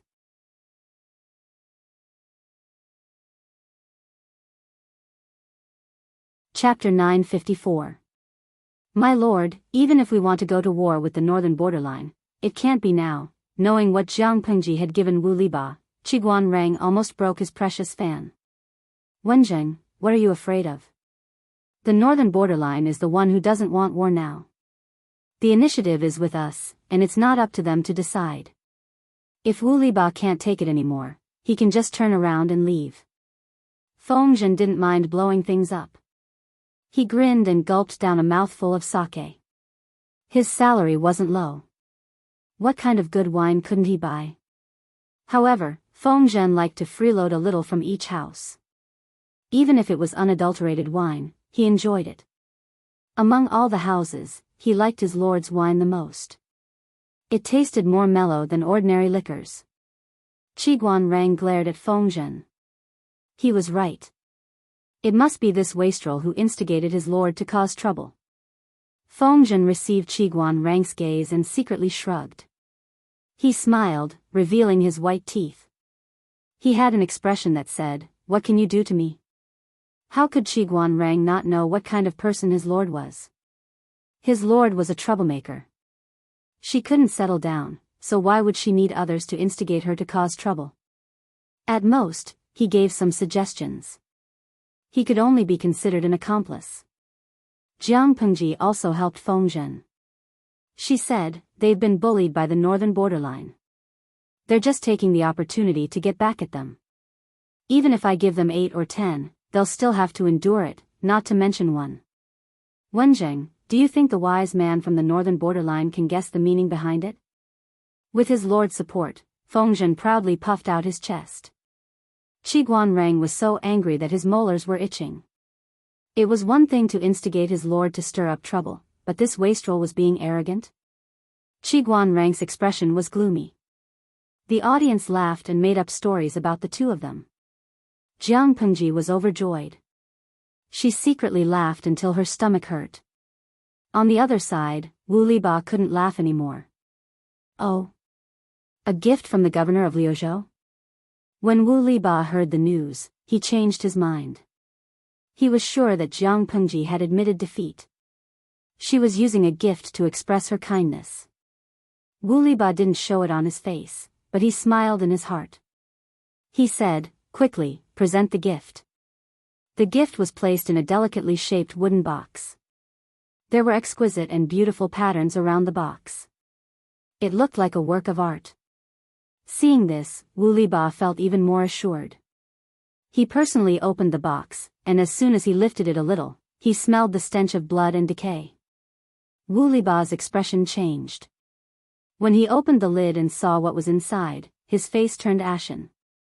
Inside the mirror box was a set of exquisite glass headgear and a transparent bowl. Inside the bowl was a piece of rotten meat covered in coagulated blood. If it was a few years ago, such a set of glass headwear could be sold at the high price of hundreds of thousands of strings of coins in the northern borderline. Now, it was so widespread and cheap that one set was not enough. With Wu Liba's knowledge, the piece of meat in the transparent bowl was clearly a human tongue. Wu Liba was praised as the sage of the northern borderline. Naturally, there was nothing to criticize about his intelligence. In an instant, he understood the meaning of the brocade box. Glass headwear? Everyone in the northern borderline knew that Wu Liba's wife was the young mistress of the northern borderline trading company. She loved to chase after luxury goods. A few years ago, when the colored glass of the heavenly palace appeared out of nowhere, Wu Liba's wife bought more than 10 sets. This act was talked about by the rich ladies of the northern borderline. Everyone thought that the colored glass of the heavenly palace was really expensive, but they didn't know that it was a scam. The Northern Borderline Trading Company Alliance and the rich ladies of the Northern Borderline were cheated of more than 20 million strings of coins by Gu Xian. Among them, Wu Liba's wife's family was the leader of the trading company. Because of this, they were unable to recover. Wu Liba lost the support of the Yu family, and his position in the Northern Borderline was greatly affected. Even Wu Liba's political enemy, Harun Cha, often used this to mock him. The dignified sage of the northern borderline was schemed against by a businessman. Wouldn't he laugh his head off? Therefore, The colored glass of the heavenly palace had always been an indescribable pain in Wu Liba's heart. He hated to see this deceitful thing. As for the tongue, if a person's tongue was cut off, they couldn't speak. Wu Liba's visit to Dongqing was just to talk. Now, he was hinting to him not to talk. Wasn't this a slap in the face? Of course, this was not the end. Lu Shi, I will return the humiliation you have suffered today double in the future, Wu Liba said with a serious expression. He waved his hand. Take it out and throw it away. Wu Liba suppressed his anger. Just as he was about to calm the raging flames in his heart, he suddenly saw something else in the brocade box from the corner of his eye. Wait, come back. He used his fingers to pick up the piece of paper that was pressed under the tongue and carefully unfolded it. After reading it, his anger surged and his vision flickered. I think your prince era is too noisy, so I specially sent it back, Lu Shi. This tongue actually belonged to the second prince. Wu Liba didn't have the time to care about the title, Prince Era. He only wanted to know who the owner of this tongue was. Lu Shi. Lu Shi. How dare you humiliate us like this? Wu Liba was so angry that his blood pressure soared. His cheeks were flushed red, then suddenly turned purple. Fortunately, Wu Liba's psychological endurance was strong. His vision flickered for a while and he actually recovered. Guards, Wu Liba panted heavily. His eyes were terrifyingly bloodshot. According to my orders, send someone to prepare a generous gift and send it back to Magistrate Lu. This fulfills the Central Plains custom of courtesy demands reciprocity. If it wasn't for the bigger picture, Wu Liba also wanted to use disgusting methods to disgust Jiang Pengji. However, as Fengzhen had said, the main battle power was in Jiang Pengji's hands. The northern borderline had to serve them well. It wasn't that the northern borderline couldn't afford to fight, but the price of starting a war now was too high. Jiang Pengji received the generous gift from Wu Liba. She smiled and squinted her eyes. She liked it when her enemies couldn't do anything to her. In the end, they still had to flatter her, indulge her, and tolerate her. Lo Cg Lianmeng, sigh. The northern borderline is so unlucky. Why did they have to meet the streamer? Gui Kai Guofengxiu, if this was in a novel, the streamer would definitely be the top villain boss? Pia Pia Weong, that's really hopeless. How big does the halo of the main character have to be? How strong does the immortal body have to be to defeat the Demon King? Elan Yugu, the halo. It has to be at least 100 million in diameter, right? Poor Wu Liba. He doesn't have the halo of the main character, but he has taken on the task of defeating the Demon King. He's definitely going to be tortured. General Wu Liba, how have you been all these years since we parted ways in Shangjing? Jiang Pengji and Wu Liba had met once. At that time, he was high-spirited and arrogant. He forced Jiang Pengji to swallow the resentment in her heart. Now, the situation was reversed. She, who was dressed in white, had become a vassal who ruled over a region. The domineering and arrogant Wu Liba had to respect her mood and carefully flatter her. Indeed, the wheel of fortune had turned. A trace of astonishment flashed in Wu Liba's eyes. He was shocked by Jiang Pengji's familiarity and even more surprised by her kindness. He had met Lu Shi before. Wu Liba couldn't remember the trivial matter from that time.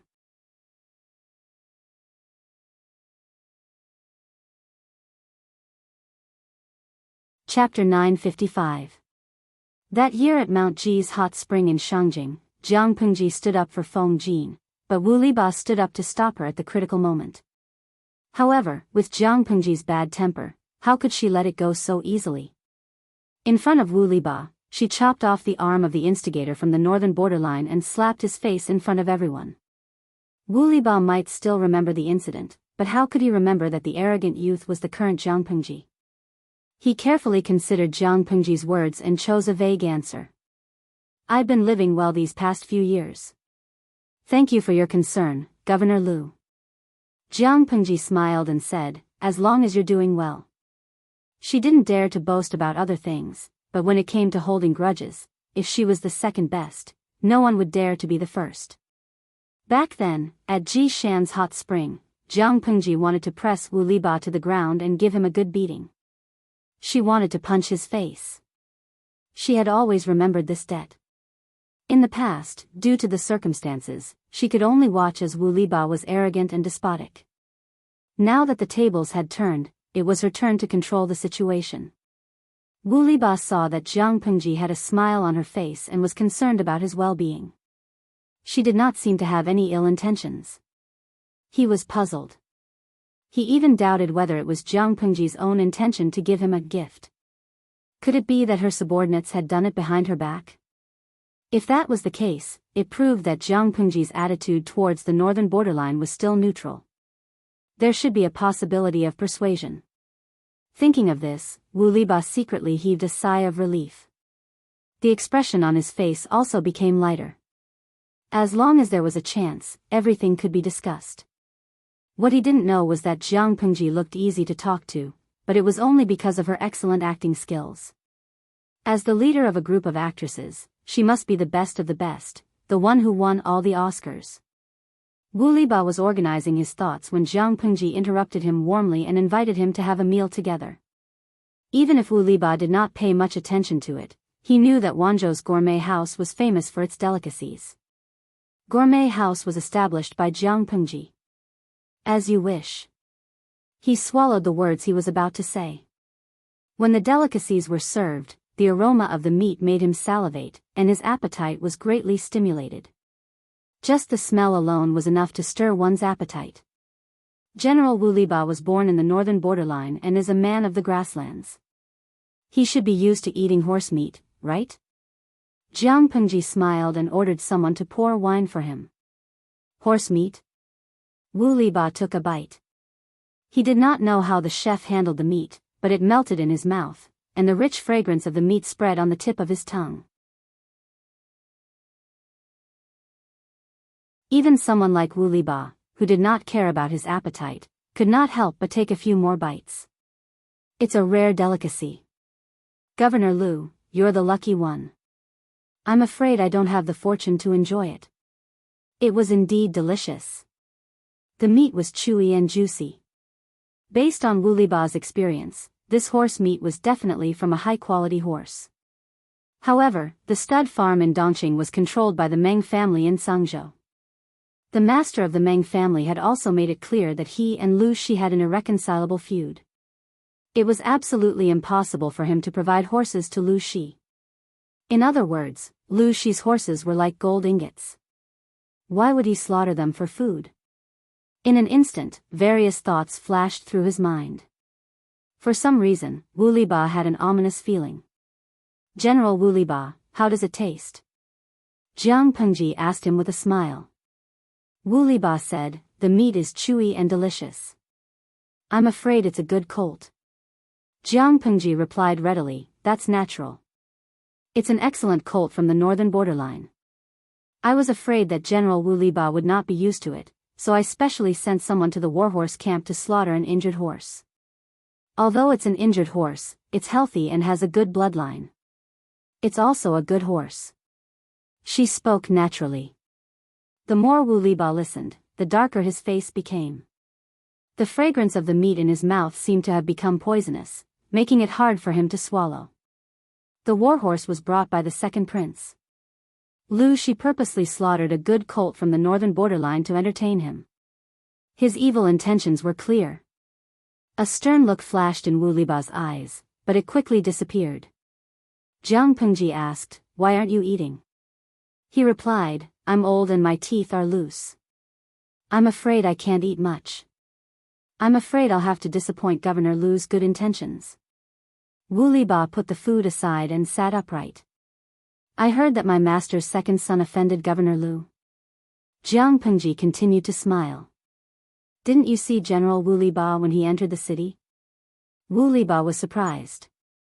He did not know what she meant. Jiang Pengji continued, I forgot. With my memory, I'm always forgetful. In order to welcome General Wu Liba, I thought about it day and night, but I couldn't find a good gift. Considering that Prince Era missed his hometown, I allowed a part of his body to return. However, his injuries were severe.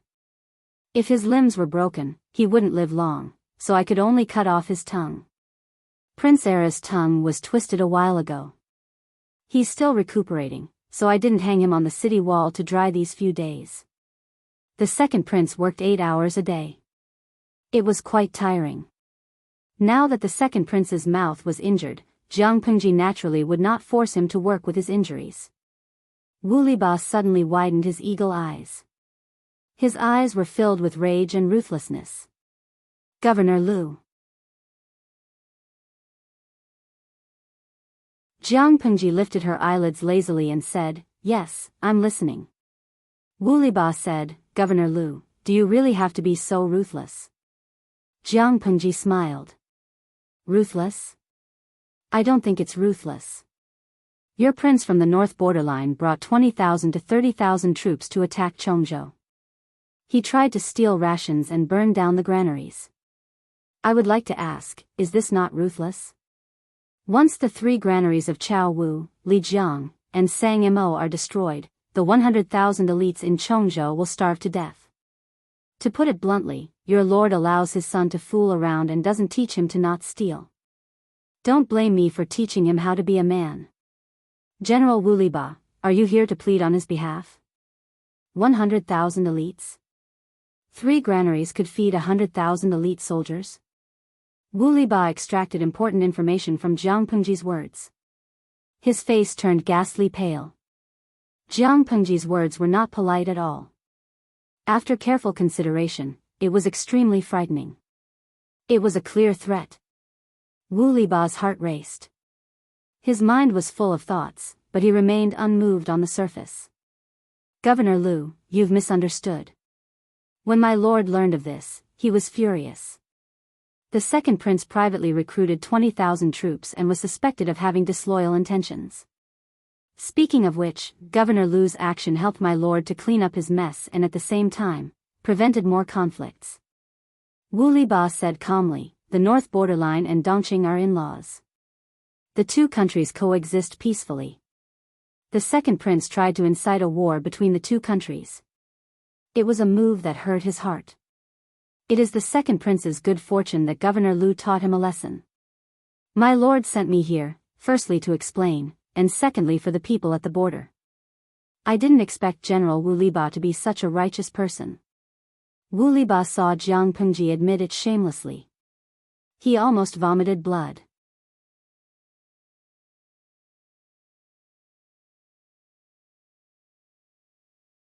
Chapter 956. Ah, you have to pay for what you've done. It hurts to slap yourself in the face. Today's single chapter was to explain what the author had posted 2 days ago. Of course, it had already been deleted to avoid causing a greater impact. Previously, Shitake had seen in the author's group chat that Baozi had plagiarized an idea starting with AW, and that it even involved an old history from several years ago. As for what old history it was, Shitake did not want to talk about it, for fear that it would only make things more troublesome. What he wanted to say was that it was Shirgu's fault for not seeking confirmation from the other party, Bao. Without seeing concrete evidence, she decided on the matter on her own. Of course, it was also because they didn't clear up the past. Shitake's inherent impression of Bao was in a negative state, and her preconceived judgment was wrong. On Monday, the editor knocked on the mushroom, only then did he realize what a stupid thing he had done. According to the editor, a screenshot of an insignificant author like me having something to say is even more popular than the 2 parties involved arguing. I'm scared to death. Therefore, Bao found Shitake and took out a screenshot of the evidence. The content of the screenshot was hard to say, for fear of charging money for taking up too much space. With Shitake's 250 IQ, he could prove Bao's innocence. His conclusion was that Shitake had been too impulsive and made a mistake. His body moved faster than his brain. Now, he was sincerely apologizing for the content that the author had something to say, hoping to redeem the damage that his previous words had done to Bao. Also, the waters in your circle are too deep. In the future, I will just be an onlooker. At the very least, I will think before doing anything. Smiley face angle, Jianghu had originally intended to limit it to 400 words, but she didn't expect that the VIP would require at least 1,000 words. This puts Jianghu in a difficult position. I'm afraid that not many readers will be able to read it if it's a public chapter. It won't make much of a difference if it's a standalone chapter. It's better to publish it in the VIP section so that more readers can read it. However, if he wrote 1,000 words and sent it out, he would feel like he was trying to scam people. Thus, he decided to make a small sum of money as compensation. Foreign, Zixiao, look at me, a familiar voice drifted into his ears, making him itch as if a feather was gently tickling his heart. Wei Ci struggled to open his eyes. The glaring sunlight made him frown uncomfortably. Before he could see his surroundings clearly, his cheeks felt moist. Huh, are you still awake? Changsheng, help him wash his face. Wei Ci subconsciously raised his hand and touched his face. It was covered in sticky saliva. Before he could react, a fair and round face appeared in front of him. Changsheng, who was more than 8 months old, could already babble. She held Wei Ci's face with both hands, opened her mouth and bit the tip of his nose. Wei Ci could not help but laugh. He raised his arms and hugged Changsheng. His fair fingertips pointed at her little nose. Your nose is dirty. If you're hungry, look for the wet nurse. Changsheng chuckled and stretched out her 2 snow-white arms towards Wei Ci restlessly. Sigh. Children are full of energy and mischievous. They're too naughty, Jiang Pengji lamented. Isn't it because my lord always indulges her? That's not good. It's precisely because Changsheng is young that the lord has to educate him well. Jiang Pengji smiled. Although I like children, I don't like to teach them. Wei Ci muttered to himself, that's right, the lord herself likes to make a fuss, how can she raise the child? Don't raise a good-for-nothing second-generation ancestor. Fortunately, she has Zixiao. In the future, you will be her tutor. Yes, you will be the only tutor. Wei Ci said disapprovingly, how can this be? Ci's skills are not good enough, I'm afraid I won't be able to take on heavy responsibilities. Tutors and teachers are different. Other teachers teach knowledge, but you, as the tutor, teach her how to be a person. Wei Ci did not understand. Was there a difference? Of course there was. In the future Jiang dynasty, the current empress was called Huichang. As everyone knew, the empress of the royal family was single. As the times developed, the people and the royal family, who were far away from the center of power and content with being a mascot, were constantly getting closer. As they got closer, there was more gossip. The people were very curious about one thing.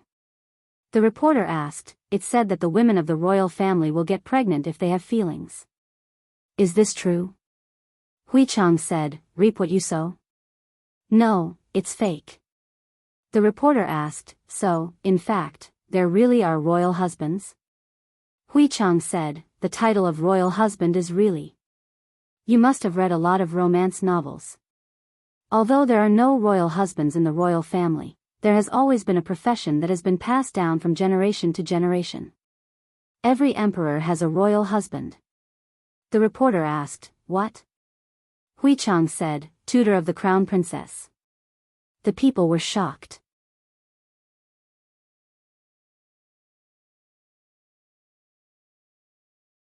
Chapter 957. Wu Liba said calmly, ever since I ascended the throne, I have been restless. After many years of hard work, the people of the northern borderline were able to live a prosperous life. After that, my lord reluctantly married his beloved daughter, Princess Yaina, to the former emperor's second son. They became in-laws, hoping that the two countries could coexist peacefully. All these actions are just to appease the old grudges between the two countries, so that the people of the two countries can live in peace. Jiang Pengji raised her eyebrows slightly. She looked at Wu Liba with a spurious smile. Taking words out of context and distorting the truth were vividly displayed by the other party. In Wu Liba's mouth, the ambitious king of the northern borderline was not only a wise and brilliant ruler, but also an ambassador of peace. Wu Liba did not even have the slightest idea what kind of person his king was. You're really good at distorting the truth. Don't you want any face at all? Jiang Pengji did not speak, so Wu Liba continued. My lord heard that the second prince used automatic troops and offended the borders of Chongzhou. He was worried day and night and could not sleep well. If war broke out, not only would the people of the northern borderline suffer, the people of Chongzhou would also have to leave their homes and become homeless. My lord thought of this matter and took pity on the suffering of the common people of the two places. He specially sent an envoy, hoping to clear up the misunderstanding and restore friendship. Wu Liba spoke in a righteous and awe-inspiring manner. The viewers in the live streaming room were so angry that they wanted to explode on the spot. Hang you, other things aside, Wu Liba's shamelessness is on par with our streamer. Meng Pang Bao Bao, Bullsh *T. My streamer is shameless, that's called cunning and wise. Wu Liba is shameless, that's really shameless. Huang Shaoyaozwa Guren, what a typical liar. Doesn't this old man's conscience hurt? Didn't he know how the people in the 3 cities of Jianghu had been living over the past few years? Didn't the streamer say that because the 3 cities of Jianghu are located at the border of the 2 countries, their trade is good and they are one of the few prosperous cities in Chongzhou? Ever since it was robbed by those bastards from the northern borderline, he couldn't see what it had become. Jiang Pengji had used the 3 cities of Jianghu as a military stronghold and a springboard to attack the northern borderline. It was not only because of strategic military considerations, but also because the 3 cities had been severely damaged. If it were to be developed again, it was unknown how much effort, manpower, and financial resources would be needed. The 3 cities were basically 3 wastelands that harbored evil and accommodated the bandits and criminals of the northern border. Wasn't it the northern borderline's fault that the originally prosperous city had turned into such a ghastly state? Gu Meng Meng, that's right, Wu Liba is really disgusting. Let me make an analogy, it's as ironic as the Japanese who massacred the Chinese people during the war holding the World Peace Prize trophy. Anyone had the right to say that, but not Wu Liba, the barbarian from the northern borderline. Jiao Teng, who asked Wu Liba to be the envoy sent by the northern borderline? Of course, he had to put gold on his face. Could it be that he had to tell the truth and admit that the king of the northern borderline was a bloodthirsty and warlike butcher? It was like a Japanese saying that he was a Japanese. It was impossible. Jiang Pengji raised her eyelids lazily and sneered. Become friends again? That's right. I hope that Lu Prefecture magistrate will refrain from fighting for the sake of the people of the 2 regions. Wu Liba tried to appeal to his emotions. Wu Liba had learned from the Han culture of the Central Plains and liked to use peaceful means before resorting to force. It would be best if he could make Jiang Pengji agree to form an alliance by using her feelings. If the other party refused a toast only to be forced to drink a forfeit and refused to agree, Wu Liba had other ways to deal with it. Jiang Pengji laughed involuntarily. What if I'm not willing? No matter how extravagant General Wu Liba's words were, the 3 cities of Jianghu had been in the hands of the Northern Army for nearly 20 years, and countless Han people had died. Was this the peace that the Northern Army's king had hoped for? I'm afraid it's hard to convince him. Wu Liba's expression did not change, but his eyes became sharper. He said, although I live in the northern border, I know that the Lu Prefecture overseer once gathered with the other 22 feudal vassals at the Huang River to form an alliance. Since then, the feudal vassals of Dongqing had been independent and only cared about their own interests. Does the governor of Liuzhou know that it is lonely at the top? Now that you are in a high position, who knows how many pairs of eyes are staring at you in the dark? This is a situation where tigers and wolves are surrounding you. If you let your emotions get the better of you and start a war between the 2 sides, no matter if Lu Prefecture's magistrate wins or loses, his vitality will be greatly damaged. When the sandpiper and the clam fight, the one who benefits in the end is the fisherman. Ceremony did not work, so they could only use troops. Wu Liba explained the key benefits and tried to persuade Jiang Pengji. He wasn't spouting nonsense. Jiang Pengji was the most powerful feudal vassal in Dongqing. If she started a war with the northern border, regardless of the outcome, her vitality would be greatly damaged. By then, Who knew how many forces would bully her? If the enemy took advantage of the stalemate between her and the northern border and directly sent troops to attack both sides, what would happen?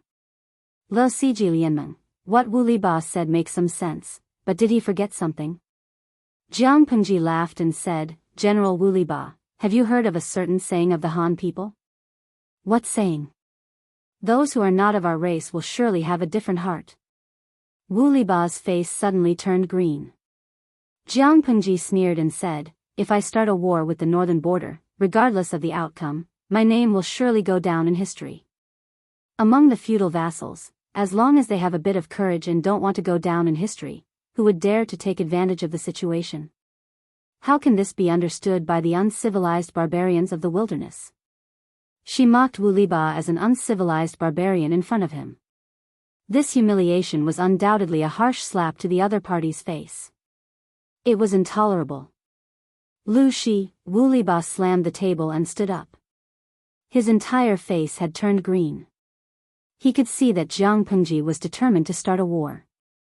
She was just toying with him. Wu Liba had been famous for a long time.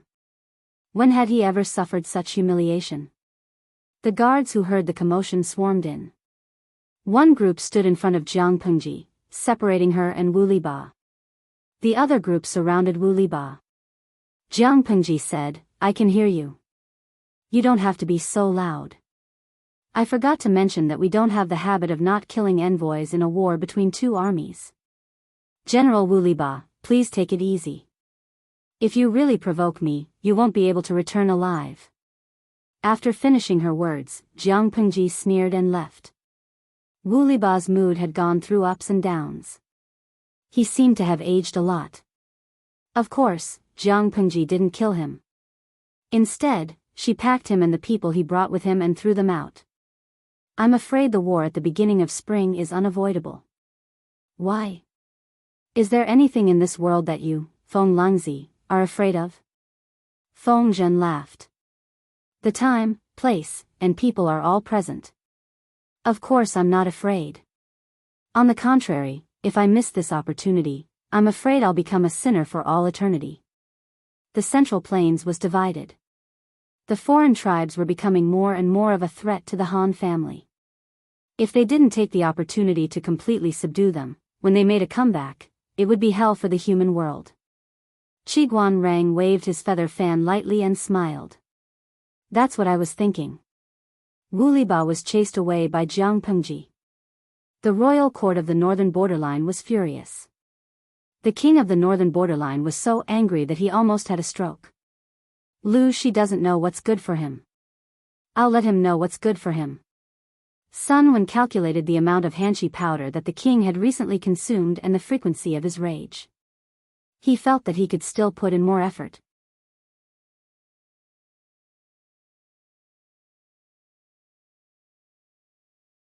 Chapter 958. With the help of the fourth prince, Sun Wen successfully tricked the second prince and crippled the first prince. After that, he set his sights on the sixth prince. The fourth prince frowned.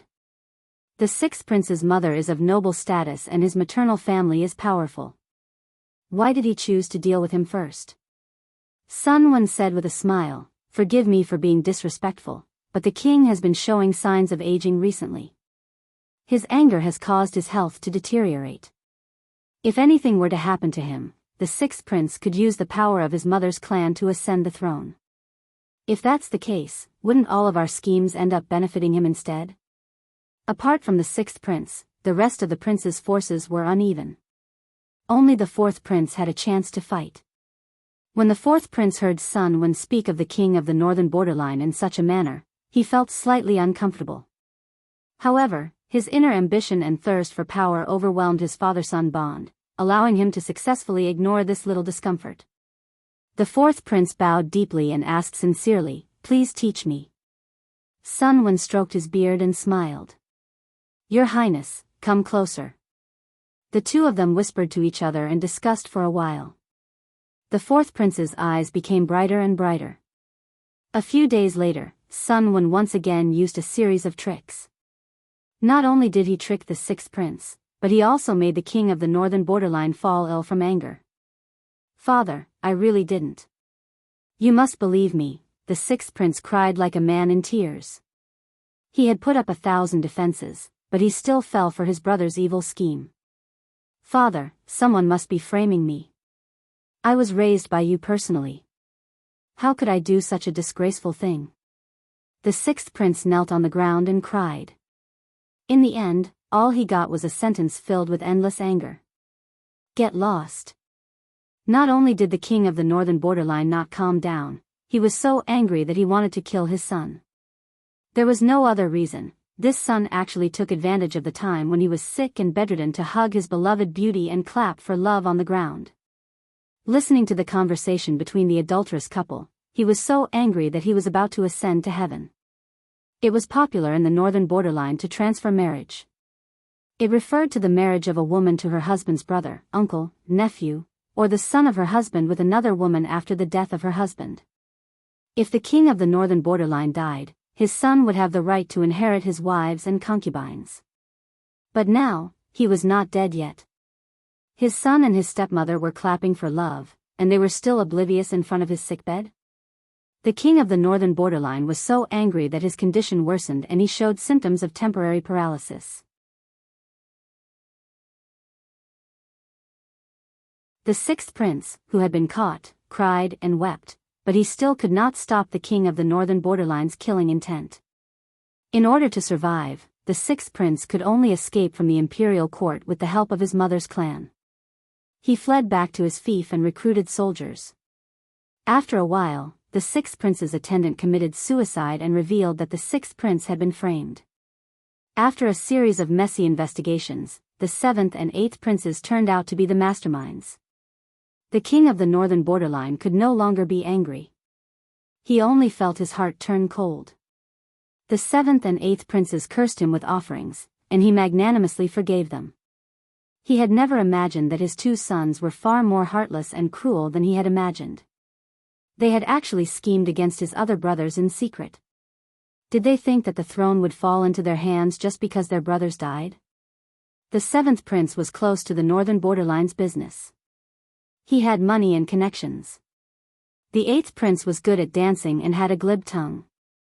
He got along well with many nobles in the northern borderline. Come to think of it, there were indeed many people who said that the eighth prince was very capable. It was really scary to think about it. The seventh and eighth princes received the news that very night. They followed the sixth prince's footsteps and ran away before the king of the northern kingdom caught them. As soon as they ran away, the king of the northern borderline was even more certain of his judgment. There were only 4 princes left in the northern borderline. As for the remaining 5, the second prince was in the Lord's hands. The eldest prince was deposed. The 6th, 7th, and 8th princes ran away to their respective fiefdoms. The division of the northern borderline had been mostly completed. Now, only the finishing touches were left. Sigh. It's New Year's Eve again. I wonder how Lon is doing. The old man who stayed behind? Sun Wen missed his grandson. Did his grandson miss him? Before the end of the year, a special guest came to Chongzhou. It was Han Yu. Wenbin. Wei Ci almost couldn't react when he saw Han Yu. Zixiao. Han Yu was full of smiles. He stepped forward and greeted Wei Ci with his hands folded in front. Han Yu had shed the immaturity of his youth. He was a handsome young man in his mid-20s. He wore a high hat and a wide belt. Wei Ci and Han Yu were both disciples of Master Yuanjing. They had a good relationship in private.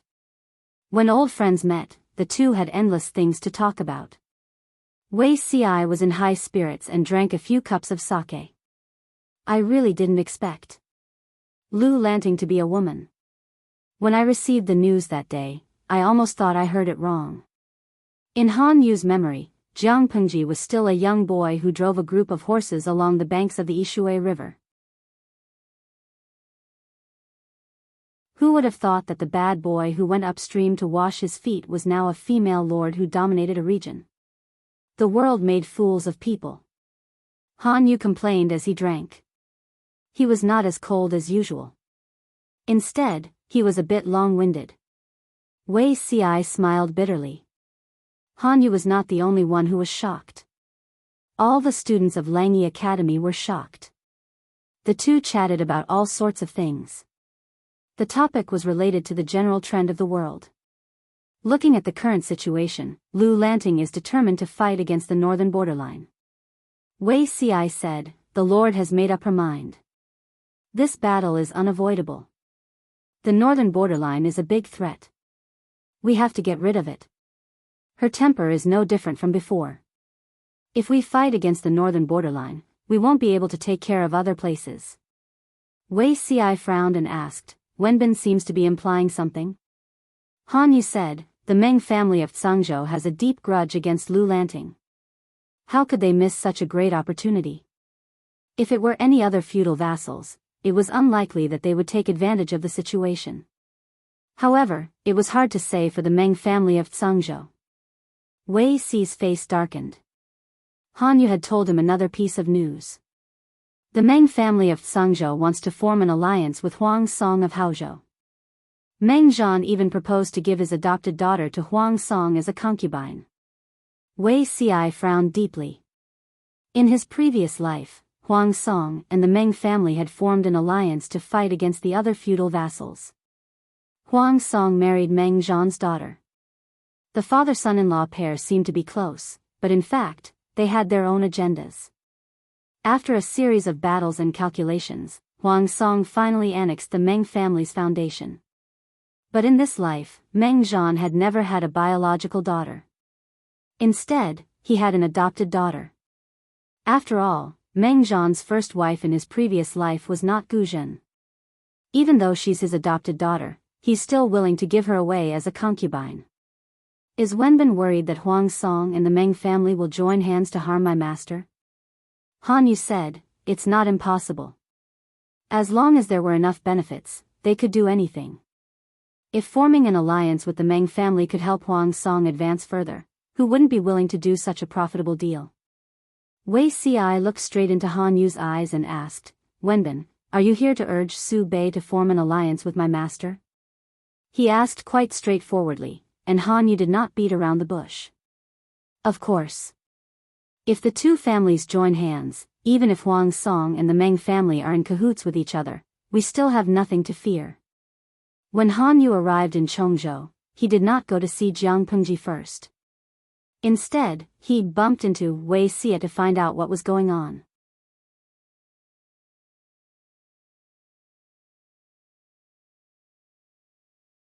Chapter 959. Huang Bogeo, I'll say it here today. If you let that Meng woman enter the mansion or even touch a finger of hers, then the fate between us as husband and wife will end. From now on, the bridge is the bridge, the road is the road, you and I have nothing to do with each other. Lady Qi pulled out the dagger at her waist and stabbed it into the table. Huang Song was so frightened that he knelt on the ground and didn't dare to move. The more he acted like this, the more sad and uncomfortable Lady Qi was, and tears welled up in her eyes.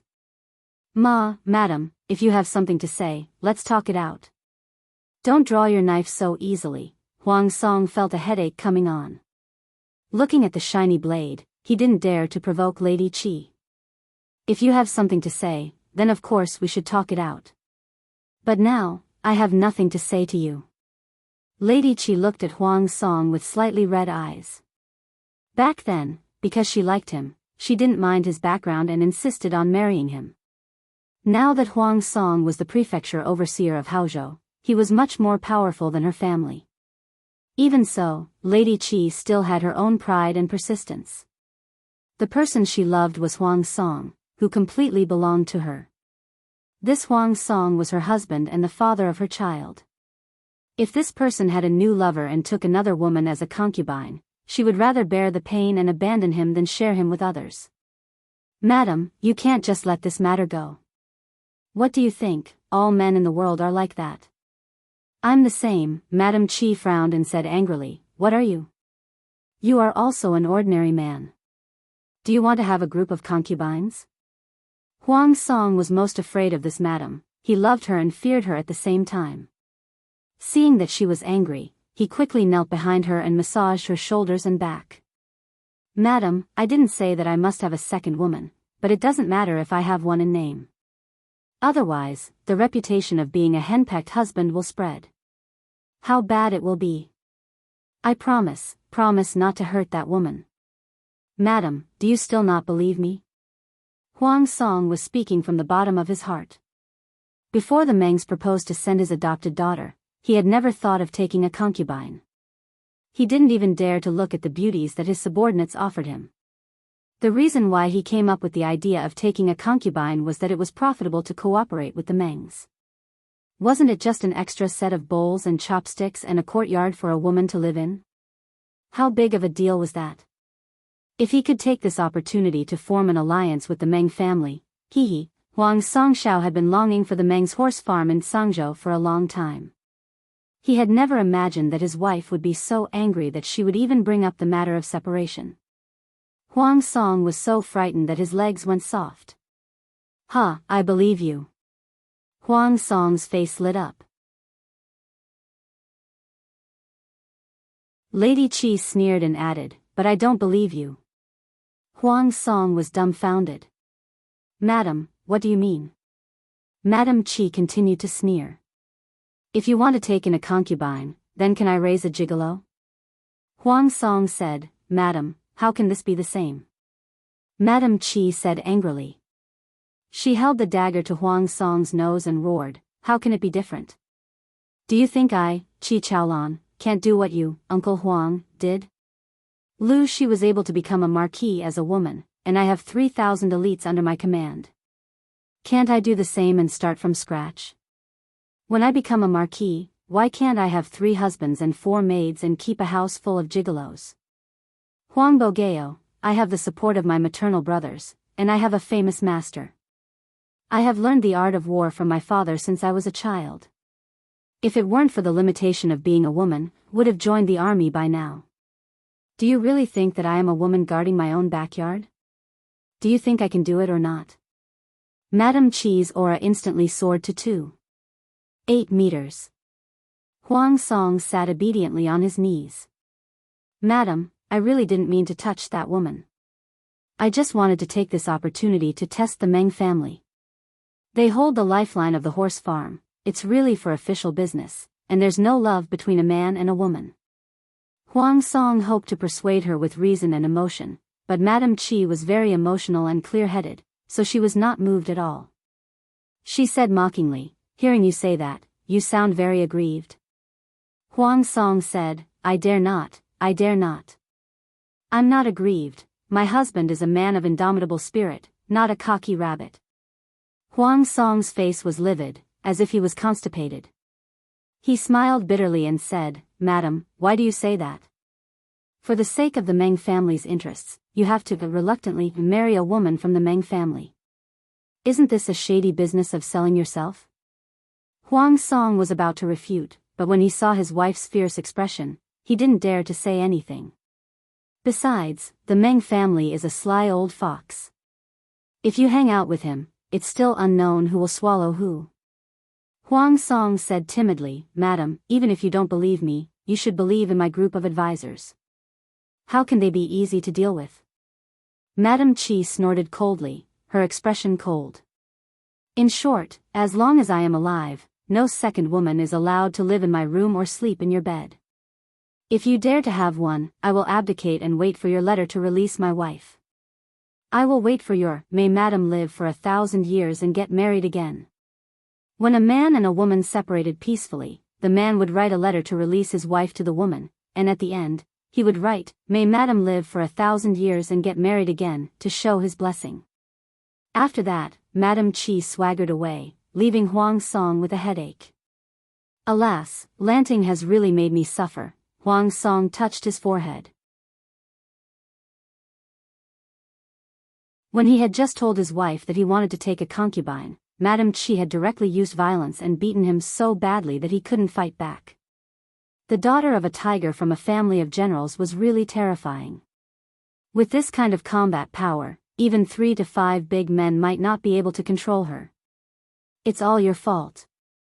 Although Madame Qi and he were of the same mind, he couldn't stop her from being infatuated with Lu Shi. A role model for women. A woman had become a mighty and all-powerful vassal in the north.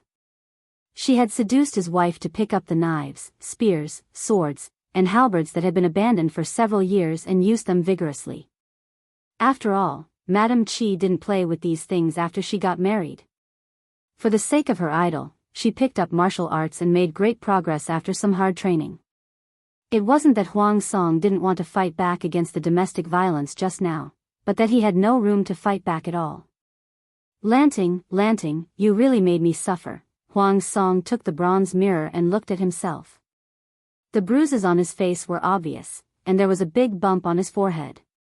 How could he face others?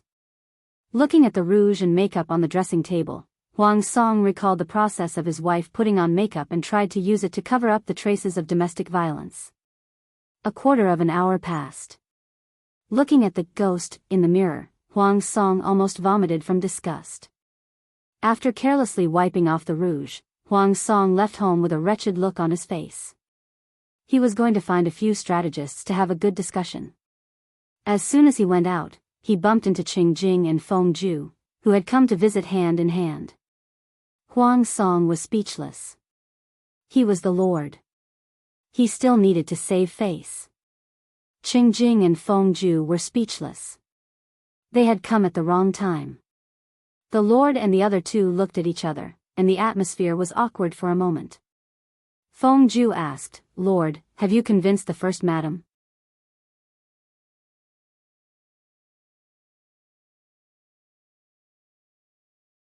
Chapter 960. Feng Ju sighed. Although Qing Jing frowned, he did not say anything. It was an expected result. Huang Song's wife was also a resourceful woman. She was different from other unmarried women.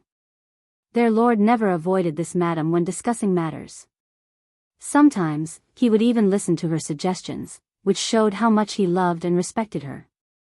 Qing Jing said, "In that case, we can only think of another way." The master of the Meng family was as cunning as a fox. He was ambitious and would do anything to achieve his goals. He was not an easy person to deal with. Rather than being on guard against his schemes in the future, it's better not to associate with him from the start. Huang Song frowned and said, "If we don't agree, won't we become enemies with the Meng family?" The Meng family of Zhangzhou was really not to be trifled with. Huang Song's wings were growing, but compared to the big shots like the Meng family of Zhangzhou, he was still a little inexperienced.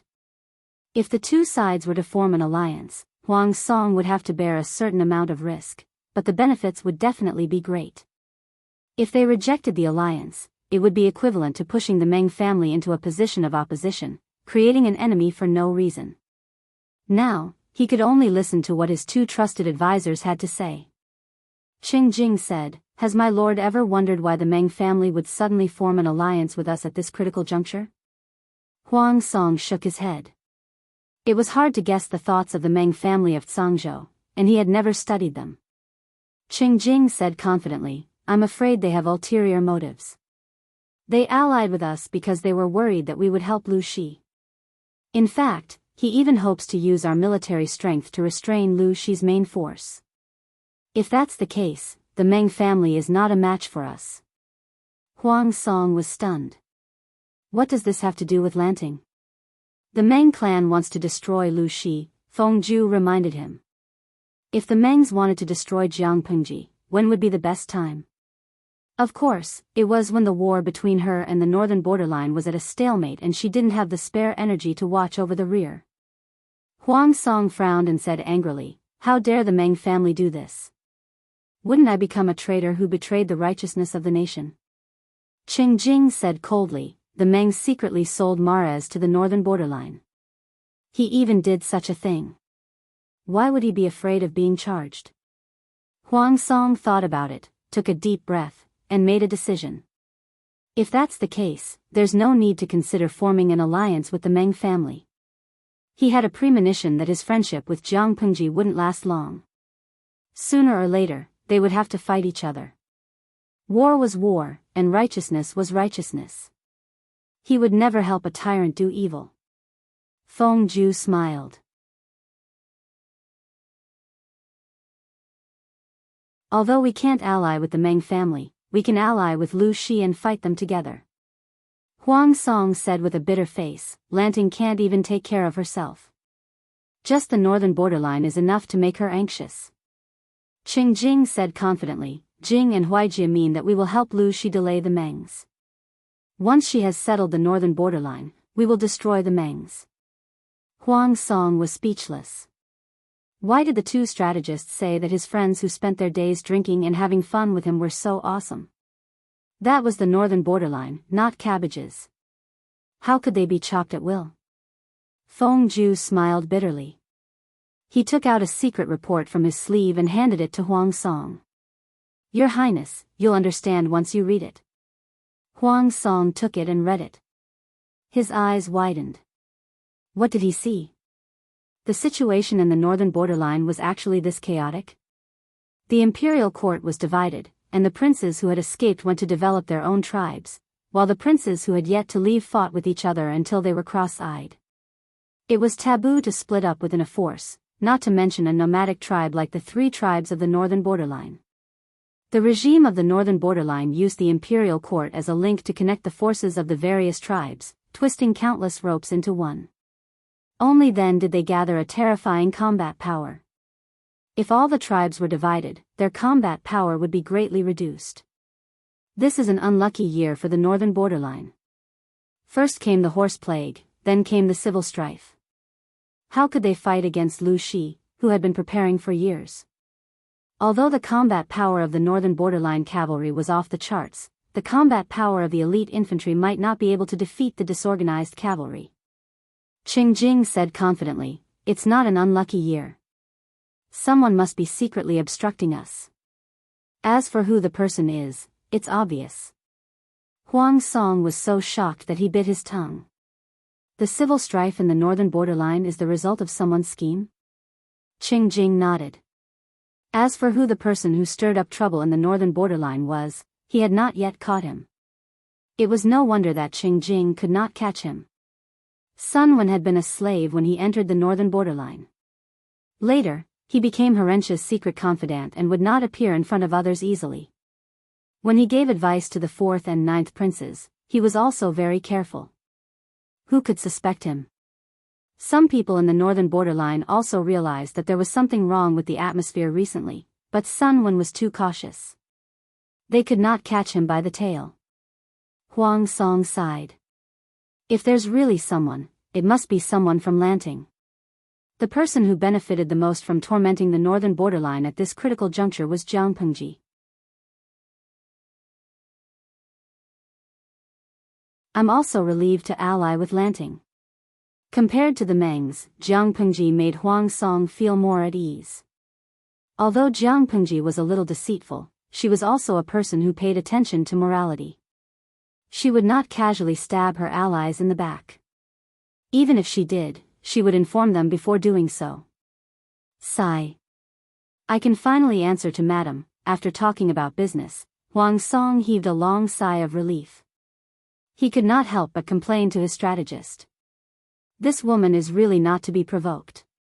After this incident, even if Huang Song was given 10 times the courage, he would not dare to mention the word, take in a concubine. He added, especially a woman who knows martial arts. Feng Ju could not help but laugh. He said, My lord, you should go back and comfort the first madam. The grape trellis at home had collapsed.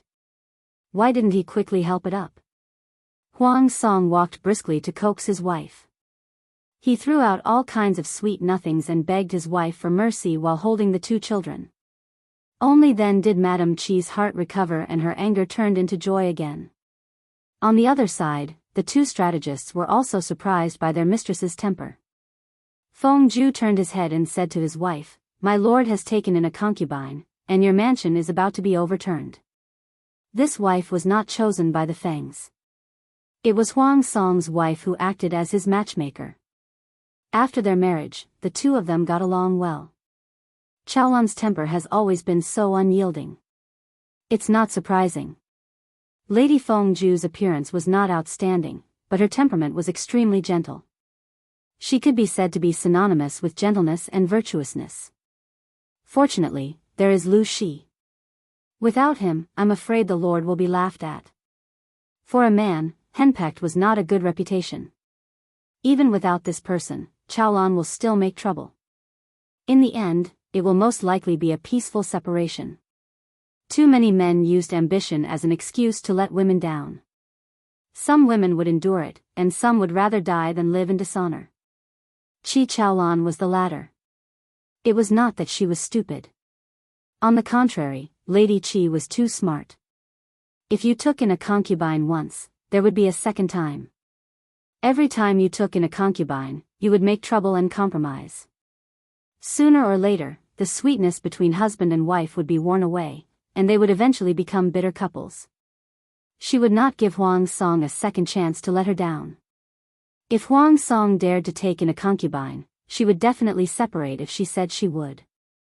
If she separated, Huang Song would think about it for the rest of his life, and it would eventually become an obsession.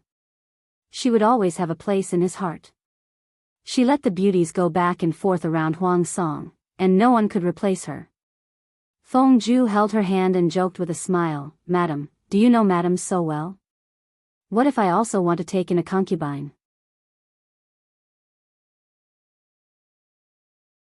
Lady Feng Zhu glared at him, slowly pulled out her hand, and crushed the teacup on the table with a faint smile.